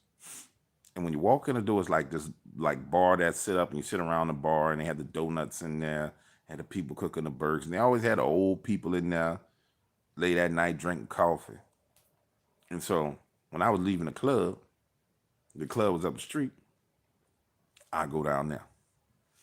And let me tell you something. If you ever find yourself in a room with an old head that's got a dirty 38 with black duct tape on the handle, he gonna shoot somebody. He gonna shoot. That old man is a shooter. And that's what I found myself in that situation inside of McKenzie's in the middle of the night in the dark. Trying to sober up, sitting there drinking coffee. And I did a lot of things by myself, something by myself. And I'm sitting on a corner. Like you come in the door, you make a right. And then at the end of the bar, and I always sat at the end of the bar so I could turn my seat and see the front door. Never sat with my back to the door. I don't sit to this day. I don't sit over with my back to the door and seen too many bad things happen to people with their backs to doors. Boy, I'm sitting there and I'm enjoying my burger and my fries and I'm thinking about, man, this was a good night. I went out. They had fights. They had all this foolishness going on. And I wasn't a part of none of it. You know what I'm saying? Because I was rolling by myself. That's the best way to stay out of trouble. Just roll by yourself. Man, this other old head coming there. And these two clearly had some kind of gambling deck going on. Because as soon as he come in the door, the man at the end of the bar said, where my mother money at, Nogle? Where my money at? Dude's like, bro, I told you I'm going to get you your money, man. Every time I see you, you can't be asking me about this money, man. No, Negro. He said the N-word. No, Nogle. I asked you about my money last week. You said you was going to have it this week. I want all my money. Now, you think this here is going to be about a couple $1,000. You think it'd be about a couple $1,000? No, I'm about no damn couple $1,000.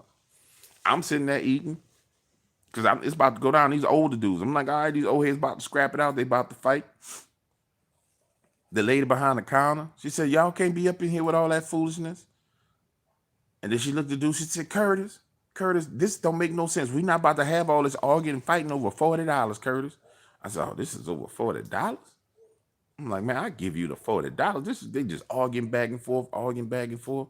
He said, I done told you this is my last time I asked you playing with my money. Now, simultaneously, while this conversation is happening, there's another dude sitting in the corner talking to another dude by the telephone, and they talking about deep freezers. And I want you to understand, they arguing. They got another two dudes sitting over there by the telephone. The dude said, all I ever wanted in my life was a deep freezer, man. You know, because they got them hurricanes down here, and all I ever wanted was a deep freezer. And I'm sitting there.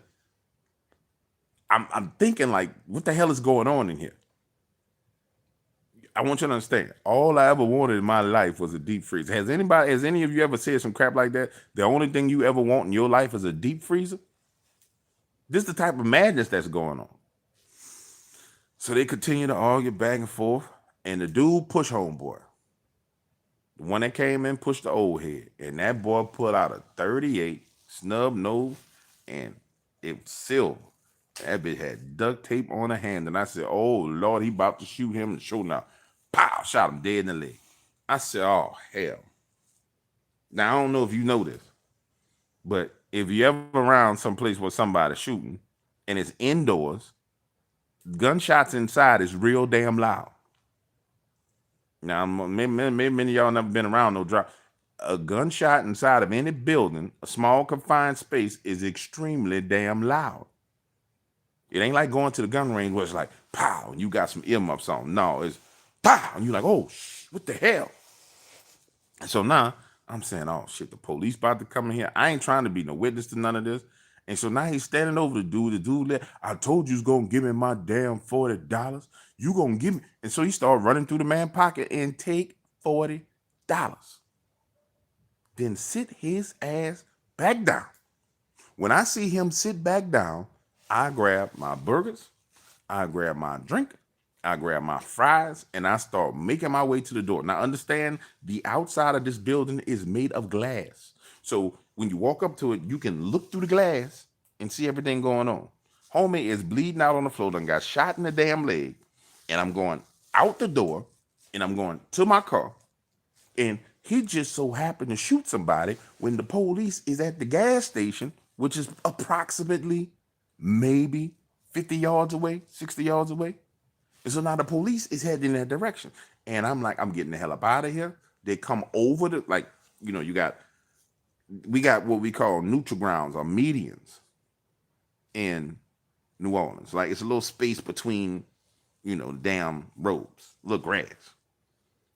Now, he didn't come and make a U-turn. He came straight on an angle and jumped the curve and comes up behind me and stopped the car. So now I'm there in the car. The police officer is blocking me in. He hops out, runs in there with his pistol drawn out. Solo dolo. Ain't no two in the car, him by himself. And homeboy is sitting there drinking coffee with the $40 still on the damn countertop. They arrest him, bring him up out of there. Or he arrest him, bring him up out of there, put him in the car, ambulance come, pick the dude up. But I'm trapped there the whole damn time. He wasn't moving the damn car. Trapped there the whole damn time. I got to sit there and watch this foolishness. Then, of course, now you got to tell him what you saw. And I'm like, man, you know, I didn't see it. I heard it. What you mean you didn't see it? I ain't see it. I heard it. Y'all got cameras and you saw it was on camera. I didn't see it. I heard it. What did you hear? I heard a gunshot. I don't know who shot who. And I don't want nothing to do with none of that foolishness. You want to know why? Because any old ass man that'll shoot somebody over $40 damn, you don't want to tell the police nothing about him. $40, man. That was 3 dozen of damn donuts. Right now at Krispy Kreme, that's 1 dozen, damn near 1 dozen of donuts. I want nothing to do with none of that. I want nothing to do with none of that. I tell y'all so many damn wild stories. Be in the wrong place, at the wrong time. The whole point of the story is you see somebody with a dirty 38, any type of revolver, duct tape on the handle. Get the hell out of there. That's a shooter.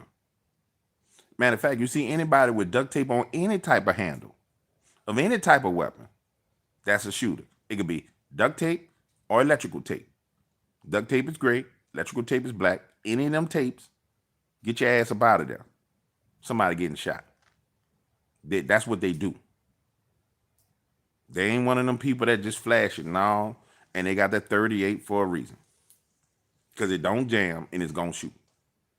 It's guaranteed to shoot. They might shoot them damn self. They put their hand in their pocket, but it's gonna shoot. You understand? Yeah.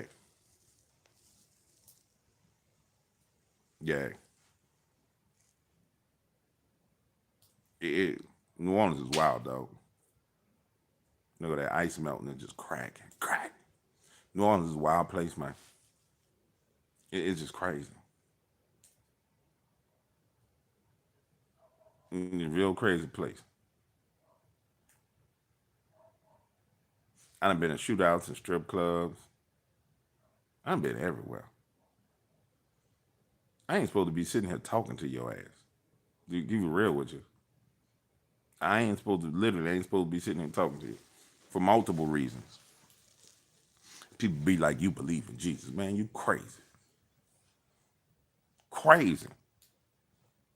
It'd be amazing to me because people be like, well, DW, you don't understand what Jesus was this. Negro, you crazy.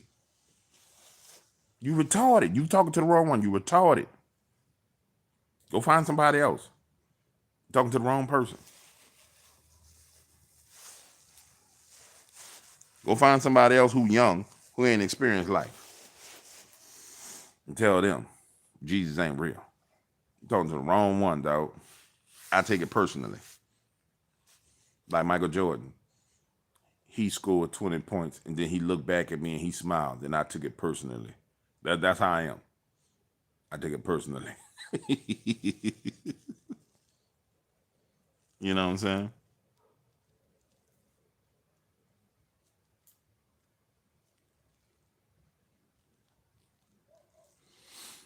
Man, them people who be dying, you know the craziest thing about like near-death experiences? Is you got people who have near-death experiences and they have like, they get these lying visions. Then you have people who have near-death experiences and they see God. Bruh, that's the weirdest thing.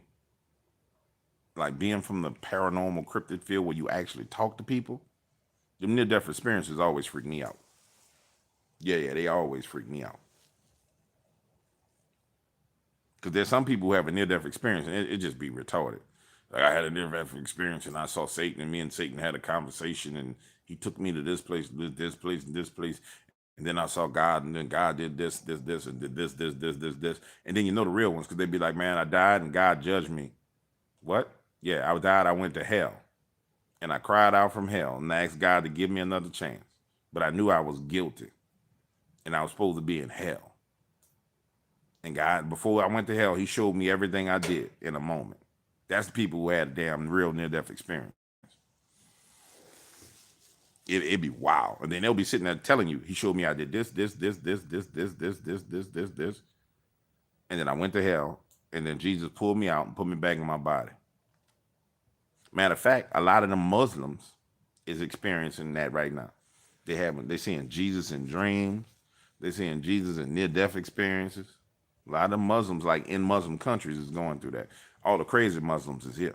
We done imported all the damn tyrannical crazy Muslims to America. And they acting like they born in the USA. Like they born in the USA. You ain't born in the USA. Carry your behind back the way you came from, man. You gonna come here, act like you love this place. Matter of fact, you know what? I had a conversation with one of my cousins. He one of them damn black activist type. You know what I'm saying? The white man did him every damn thing. The white man did him every damn thing.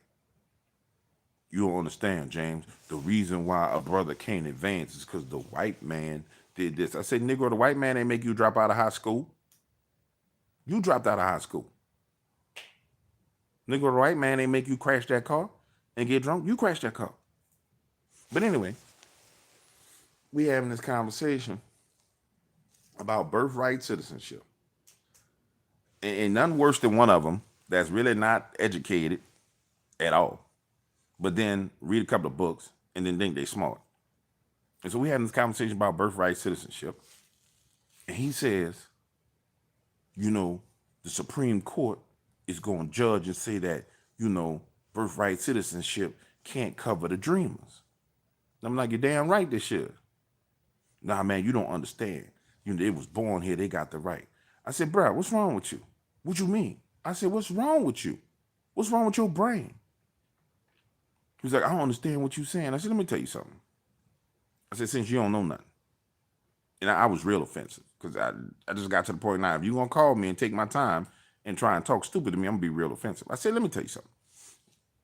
I said, the founding fathers had a covenant in this nation with God. When they founded this nation, when they landed, I think in 1607, they planted a cross and they made a covenant.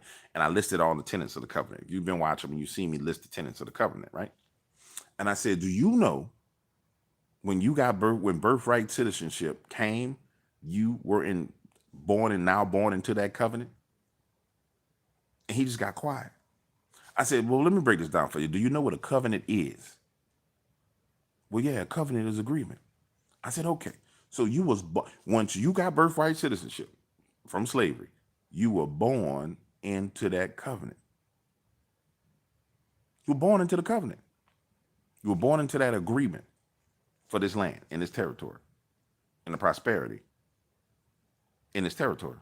Prior to that, you didn't have no right to the covenant of the land. Man, what you said makes sense, but what I'm trying to say is no. I said, so what you want to do is your black behind wants to give your birthright and your connection to the covenant of the land to some people who broke the law to get here. So you just want to give your birthright to them. I said, because you know that was something that was done for the children of slaves. And I said, you should be insulted by the fact that they tried to give that to them. Since you're talking about how bad the white man is, the white man that you mad at did birthright citizenship to make sure that the children of slaves were citizens. And now, some other white men that happen to be liberal and white women that happen to be liberal is trying to give that to people who are non-citizens. But you simultaneously voting for those people and saying they're the good guys. I said, dog, you retarded. You retarded. You was retarded. That was the end of that damn conversation. That was the end of that conversation. That's just like the little babies. Everybody in the black community mad about the little babies that the nurse laid upon and crushed their bones. Nobody want to point to the fact that that's a bull ring-nosed liberal white woman that crushed them black babies with the bull ring in the nose. Nobody want to point out the fact that it's a liberal white woman that crushed your baby. Nobody want to talk about the fact that the majority of the abortion centers is run by liberal-ass white women. But nope. Anybody that's a conservative is the devil. Man, y'all, people crazy, man. Crazy. Crazy. But I'm the sellout. Man, you don't understand. Hold on, let me get my heater because my toes getting cold. Everything else warm, but my toes getting cold. I might be getting a little frostbite out here. My toes already black. Like my toenail on my pinky toe, always black. Now I'm just joking. My toenail on my pinky toe always long.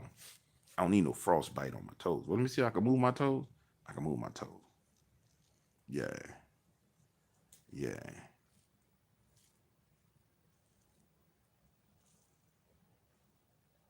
Yeah, my toes moving. Hold on.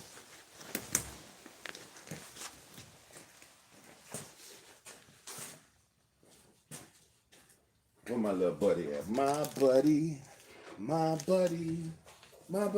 and me.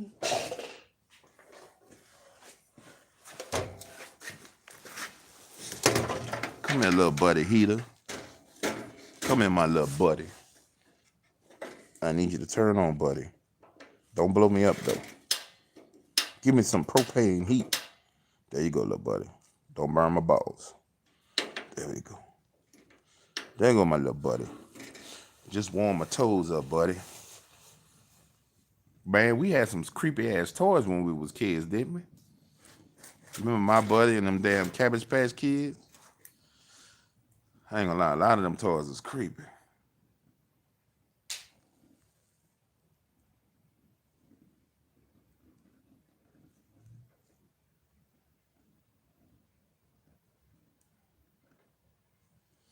Somebody says, after I watched your iShowSpeed stuff in the house popping off. Hold on. Let me try and go back to see what the dude was saying.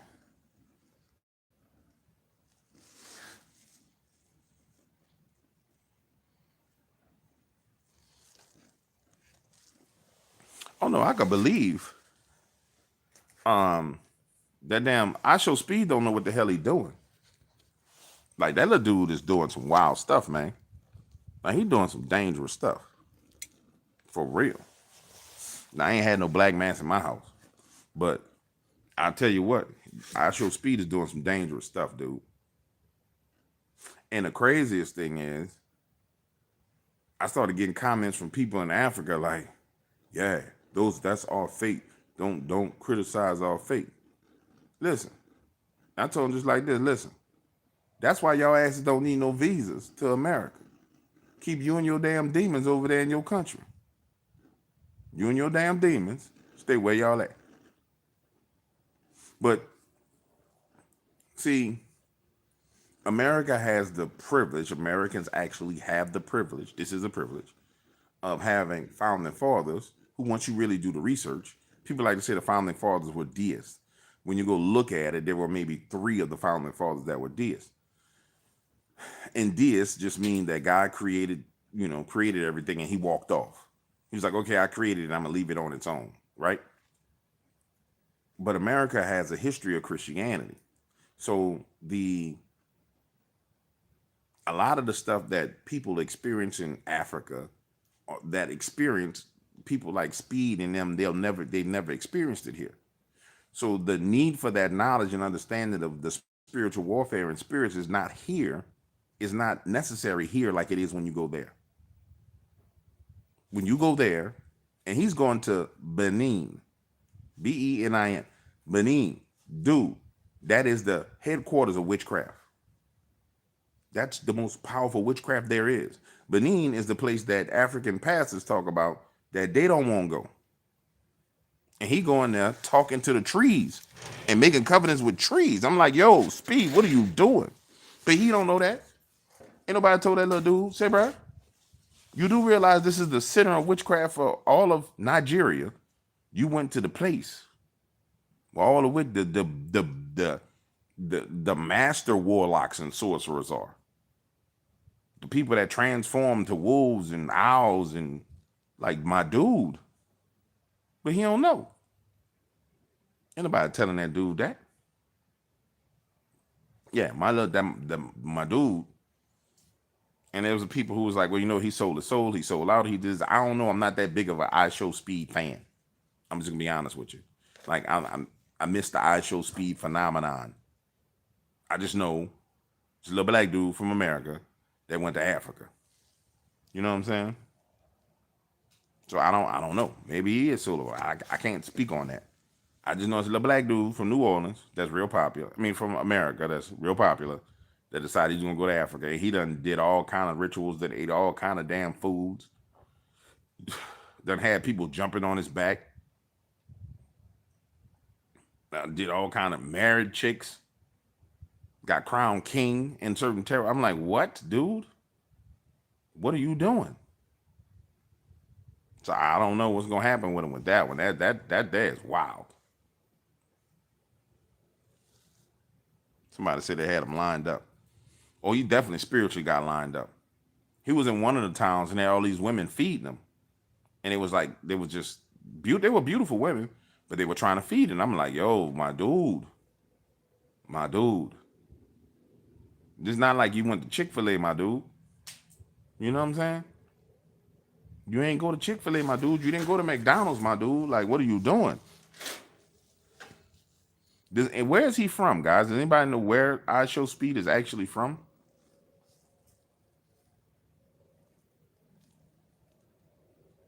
Yeah, he had one with a snake. Was that a snake or was that a hat? Because it looked like a hat. It looked like a snake for a second, but I thought it was just a hat on his head. You guys know which one it was? Was it a snake or was it a hat?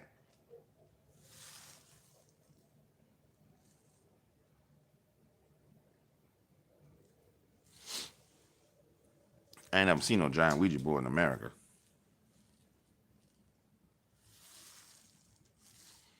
I wouldn't be putting no. A man said, "Nah, that was a snake." Really? I thought it was a hat. Yeah, it was like it was some kind of snake crown. That's what it looked. Bro, bro. I didn't think it was alive, but for a split second it looked like it was moving. So I mean, I don't know what it was. All I know is my dude is you wildin', speed. Like you wildin'. Crown made of a snake. Wow. Yeah. And I remember I watched him, he just put it on his head and then took it off. I'm like, my dude. My dude. Yeah, ain't no telling what's gonna happen to that little dude. Ain't no telling what's gonna happen to that little dude. The number of agreements and covenants he's making every damn day is totally ridiculous. I mean, it's totally ridiculous. The one that got me was when he went to the tree and the guy said, "Yeah, you just tell the tree what you want." He was like, "This is the ancestral tree." And the guy was talking about the king of this. And he said, "So I just tell the tree what I want?" He's like, "Yeah. Do I say it out loud?" And he was like, "No, you tell it in your head." And I'm like, "Oh my God. Oh my Lord."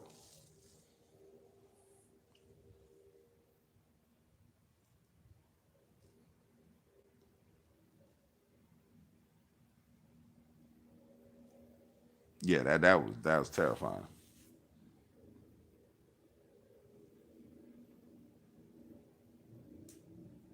Yeah, that's just that man.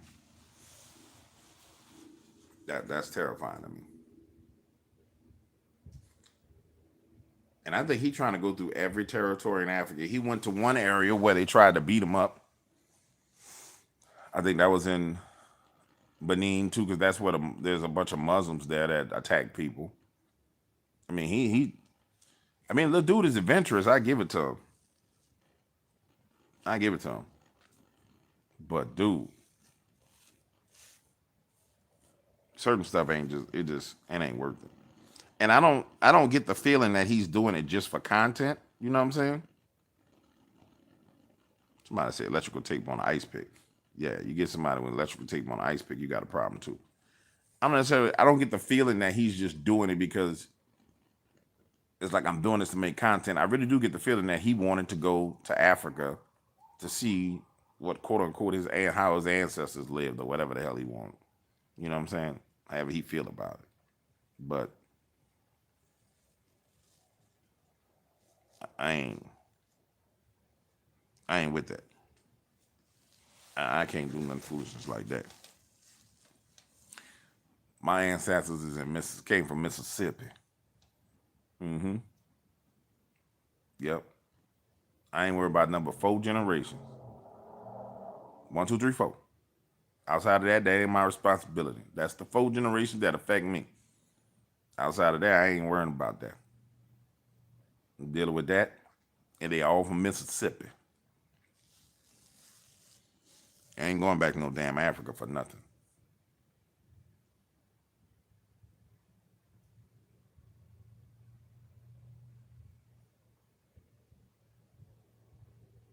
I remember when I was in college, I went to Southern University A&M College, the Jaguars.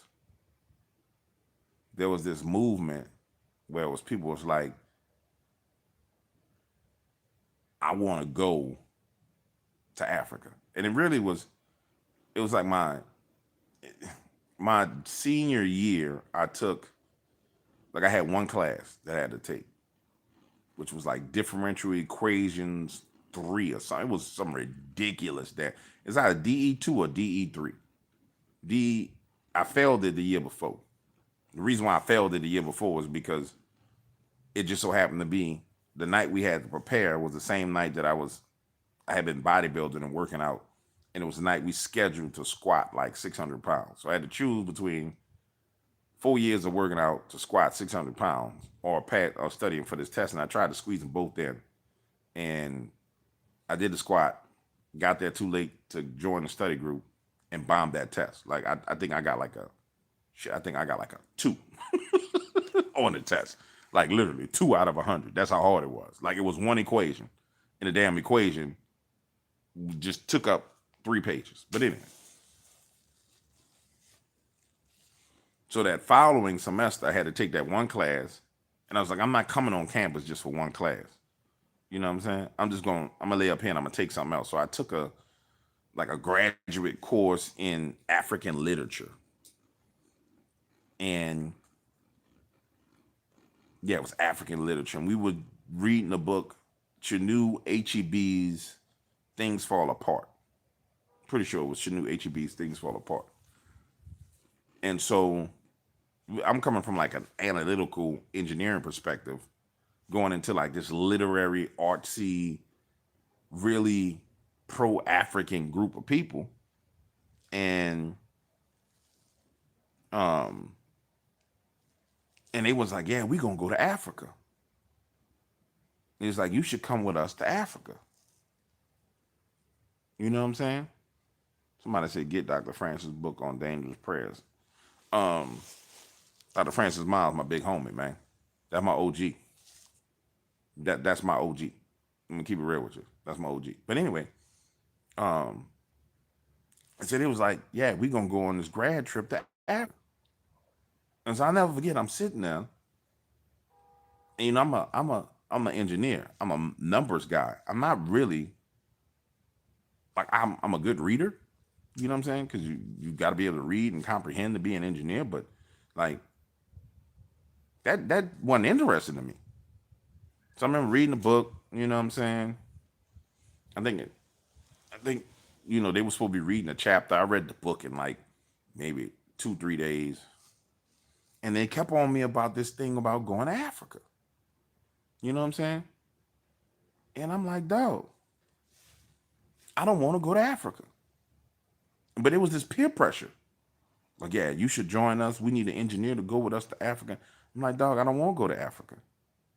He's like, well, you got to go see your ancestors and be with your peoples. But I got some people behind on the stream. They talking about the $40. You should be with your people and this. And I'm like, man, I ain't got no people in Africa. You got to understand, my experience was in engineering school. We had Africans come to engineering school. And so you had Africans in class with me, and they always talked down to us. Now, granted, they had 1 or 2 Africans that was like straight A students, but the majority of them would fail the same test I would fail. If you didn't spend damn 10 hours studying, you would fail the test. It wasn't like you was some damn genius. It wasn't like they was Elon Musk. And so I didn't have this affinity for people from Africa. And I'll never forget, we went out one night. I forgot what class it was. But we had a test. We had studied for this test the whole week. And so if you really want to pass a engineering class test, you study for 3-4 days before the test. So we had studied like 3-4 days for the test, and we did our wrap up, and we went out to the club. Like we did our homework, we did everything, so we went to the club, right? So we in the club chilling, doing our thing, da da da da. We come back to the campus after the club. They still in the study room studying. So we come in, go to the computer lab. We just sitting there chilling, talking, blah blah blah blah. And this African dude says, "You Black Americans, you take everything for granted. You think you don't appreciate education." And For whatever reason, everybody was nice to him. And I was like, you cheetah chasing mother, who are you to tell me how I take my education? Don't you have a cheetah to be chasing? Don't you have a well to be digging? So I just spaz out. I go crazy. Everybody's like, damn, Jay. I said, no, no, no, no, no, no. I said, y'all started studying for this test tonight. We've been studying for this test the whole week. But you started studying tonight.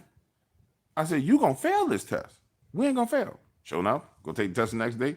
You got to remember, we went out drinking and hanging out and all the rest of this foolishness.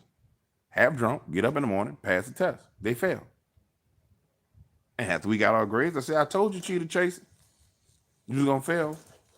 Chasing the cheetah's tail. And then everybody started calling them dudes cheetah chasers for the rest of the time they was there. But I didn't have that. I don't have that affinity with people from Africa because I've been around them. And then when I went to corporate America, they would be in corporate America. And they would act like, oh, they look down on you. I'm like, nah, them people don't really like black Americans. They don't. So you ain't telling me I need to do a damn thing with nobody from Africa. You heard me? And that's in a competitive situation. When you competing, not on some, oh, I'm from Somalia and, protect me because I'm Somalian and we black. No. I ain't your homie. I ain't your friend. Oh, the chat froze. Did they ban me from talking? Somebody say something. Because after a while, they like to hit me. Somebody, they got people who be flagging, doing this, doing that. All right. You know what I'm saying? There we go. But yeah, that was wild, bro. So yeah, I ain't on that.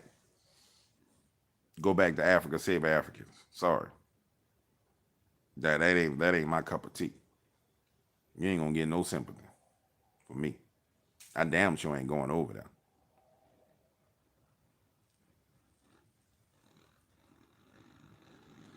Man, your experience is better than my experience.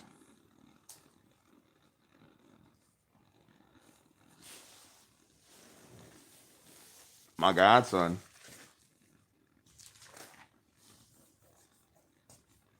he pissed me off because he laid up there and joined one of them damn fraternities. He laid up there and joined one of them damn fraternities. One of them damn black fraternities. One of them, what do you call them? The Divine Nine fraternities. And I said, bro, before he started doing it, I said, bro, I don't think you need to be doing that. I said, you there to play football, man. And I said, you don't need to distract yourself from playing no football. Man, you don't need to do it, little homie. I said, I need you to stay focused, man. You know what I'm saying? That ain't what we do. Laid up there and got with some of them damn Nigerians that's in one of them damn fraternities. And it's crazy. He pledged. He grew up in a Christian household. A hardcore Christian household. He pledges. The week after he crosses online, he gets injured and tears his damn knee up. The week after. Tear his damn knee up.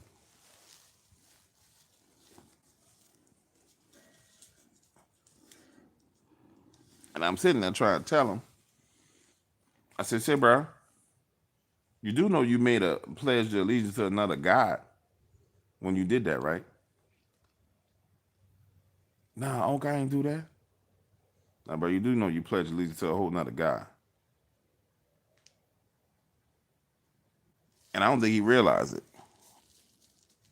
At least he tell you he didn't realize it.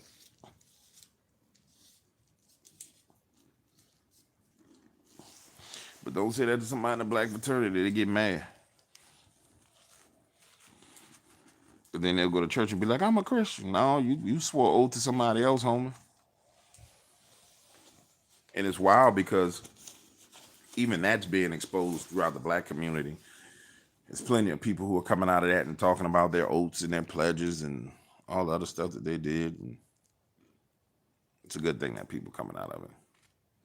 All right, guys, we've been on here for 2 hours. It's got to be going on midnight. It's 11:14. About to say something don't make the connections. No, they don't make the connections.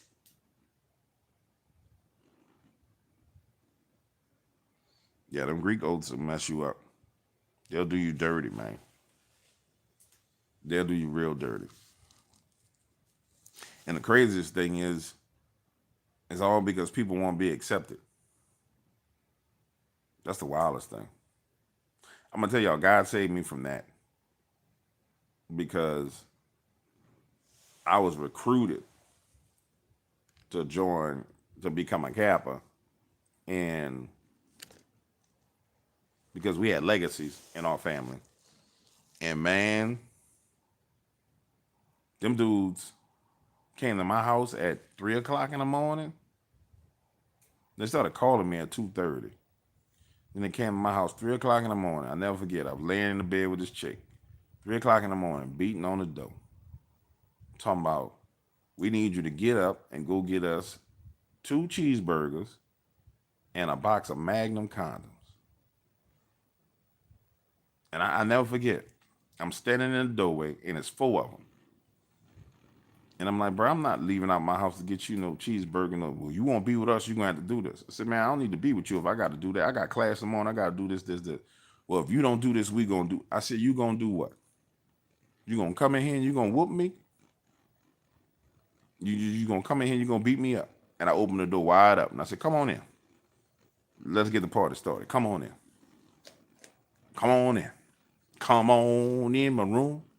I said, come on in my room. Ain't nobody crossed the threshold.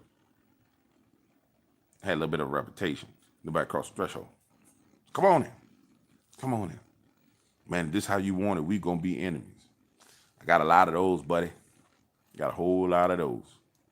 Slammed that door and got back in the bed with that pretty girl, went back to sleep. Yeah, but we had a few problems, though. Had a few problems after that. Quite a few little problems. Some people felt disrespected. And I get it. I mean, everybody tough. You know what I'm saying? They felt a little disrespected. But I felt disrespected too. That didn't work out well for me. At all. I couldn't do that. No, my future was, I had too much stuff going on. I had way too much going on to be running around chasing after you. No, that wasn't jealousy. That's what they do you. You gotta do what they say do. When about it jealous, that you gotta do it. If you want to be down with them, you gotta do what they say do.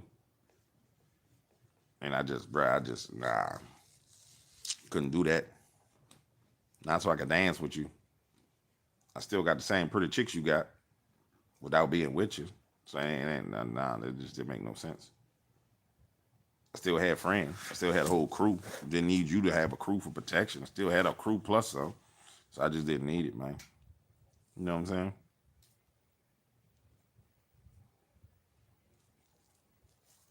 Didn't need it. Anyway, guys, now I'm really about to go to bed. It's 11:06. And I'm getting a little hungry. I'm still thinking about them donut holes. So I think I'm going to go get me a few crackers. Put a little cheese on some cracker. That way I won't be having no crazy dreams because I'm eating late at night. You know who I'm going to get back on? I'm going to get back on Rebirth Gnosko. He just crossed my mind. I'm going to get him back on this week. Yeah. I'm going to get him back on this week. My man said, don't do carbs. Give me a suggestion then, because I need something in my belly. Other than that, I give me a dill pickle.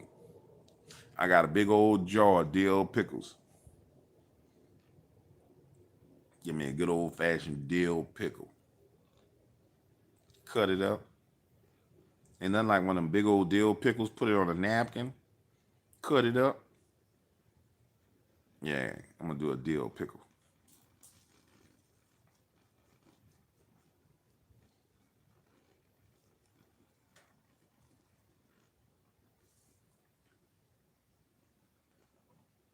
I ain't doing no soup, dog. That's too much work. I ain't trying to do no work. What I really want is some I want some damn beef jerky. That's what I really want. Anybody know where I can buy me a good old fashioned half a cow at? I need to fill up my damn deep freezer.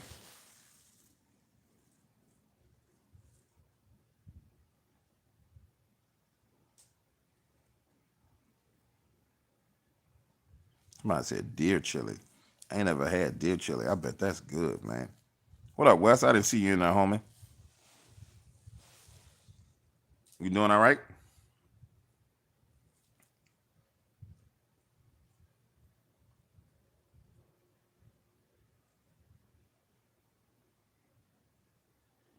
Good deal.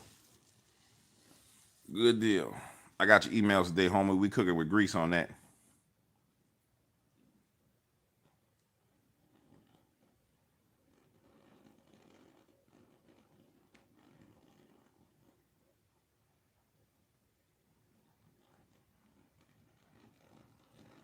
I'm waiting to see what he gonna say. You know what? I'll just call you in the morning. We'll chop it up in the morning. We'll chop it up. All right, ladies and gentlemen. Get y'all some rest. Thank y'all for spending some time with me. Thank you for the donations. I appreciate you. Hopefully everybody got power. Y'all doing all right. Y'all hanging in there. I'll catch up with y'all. Good night.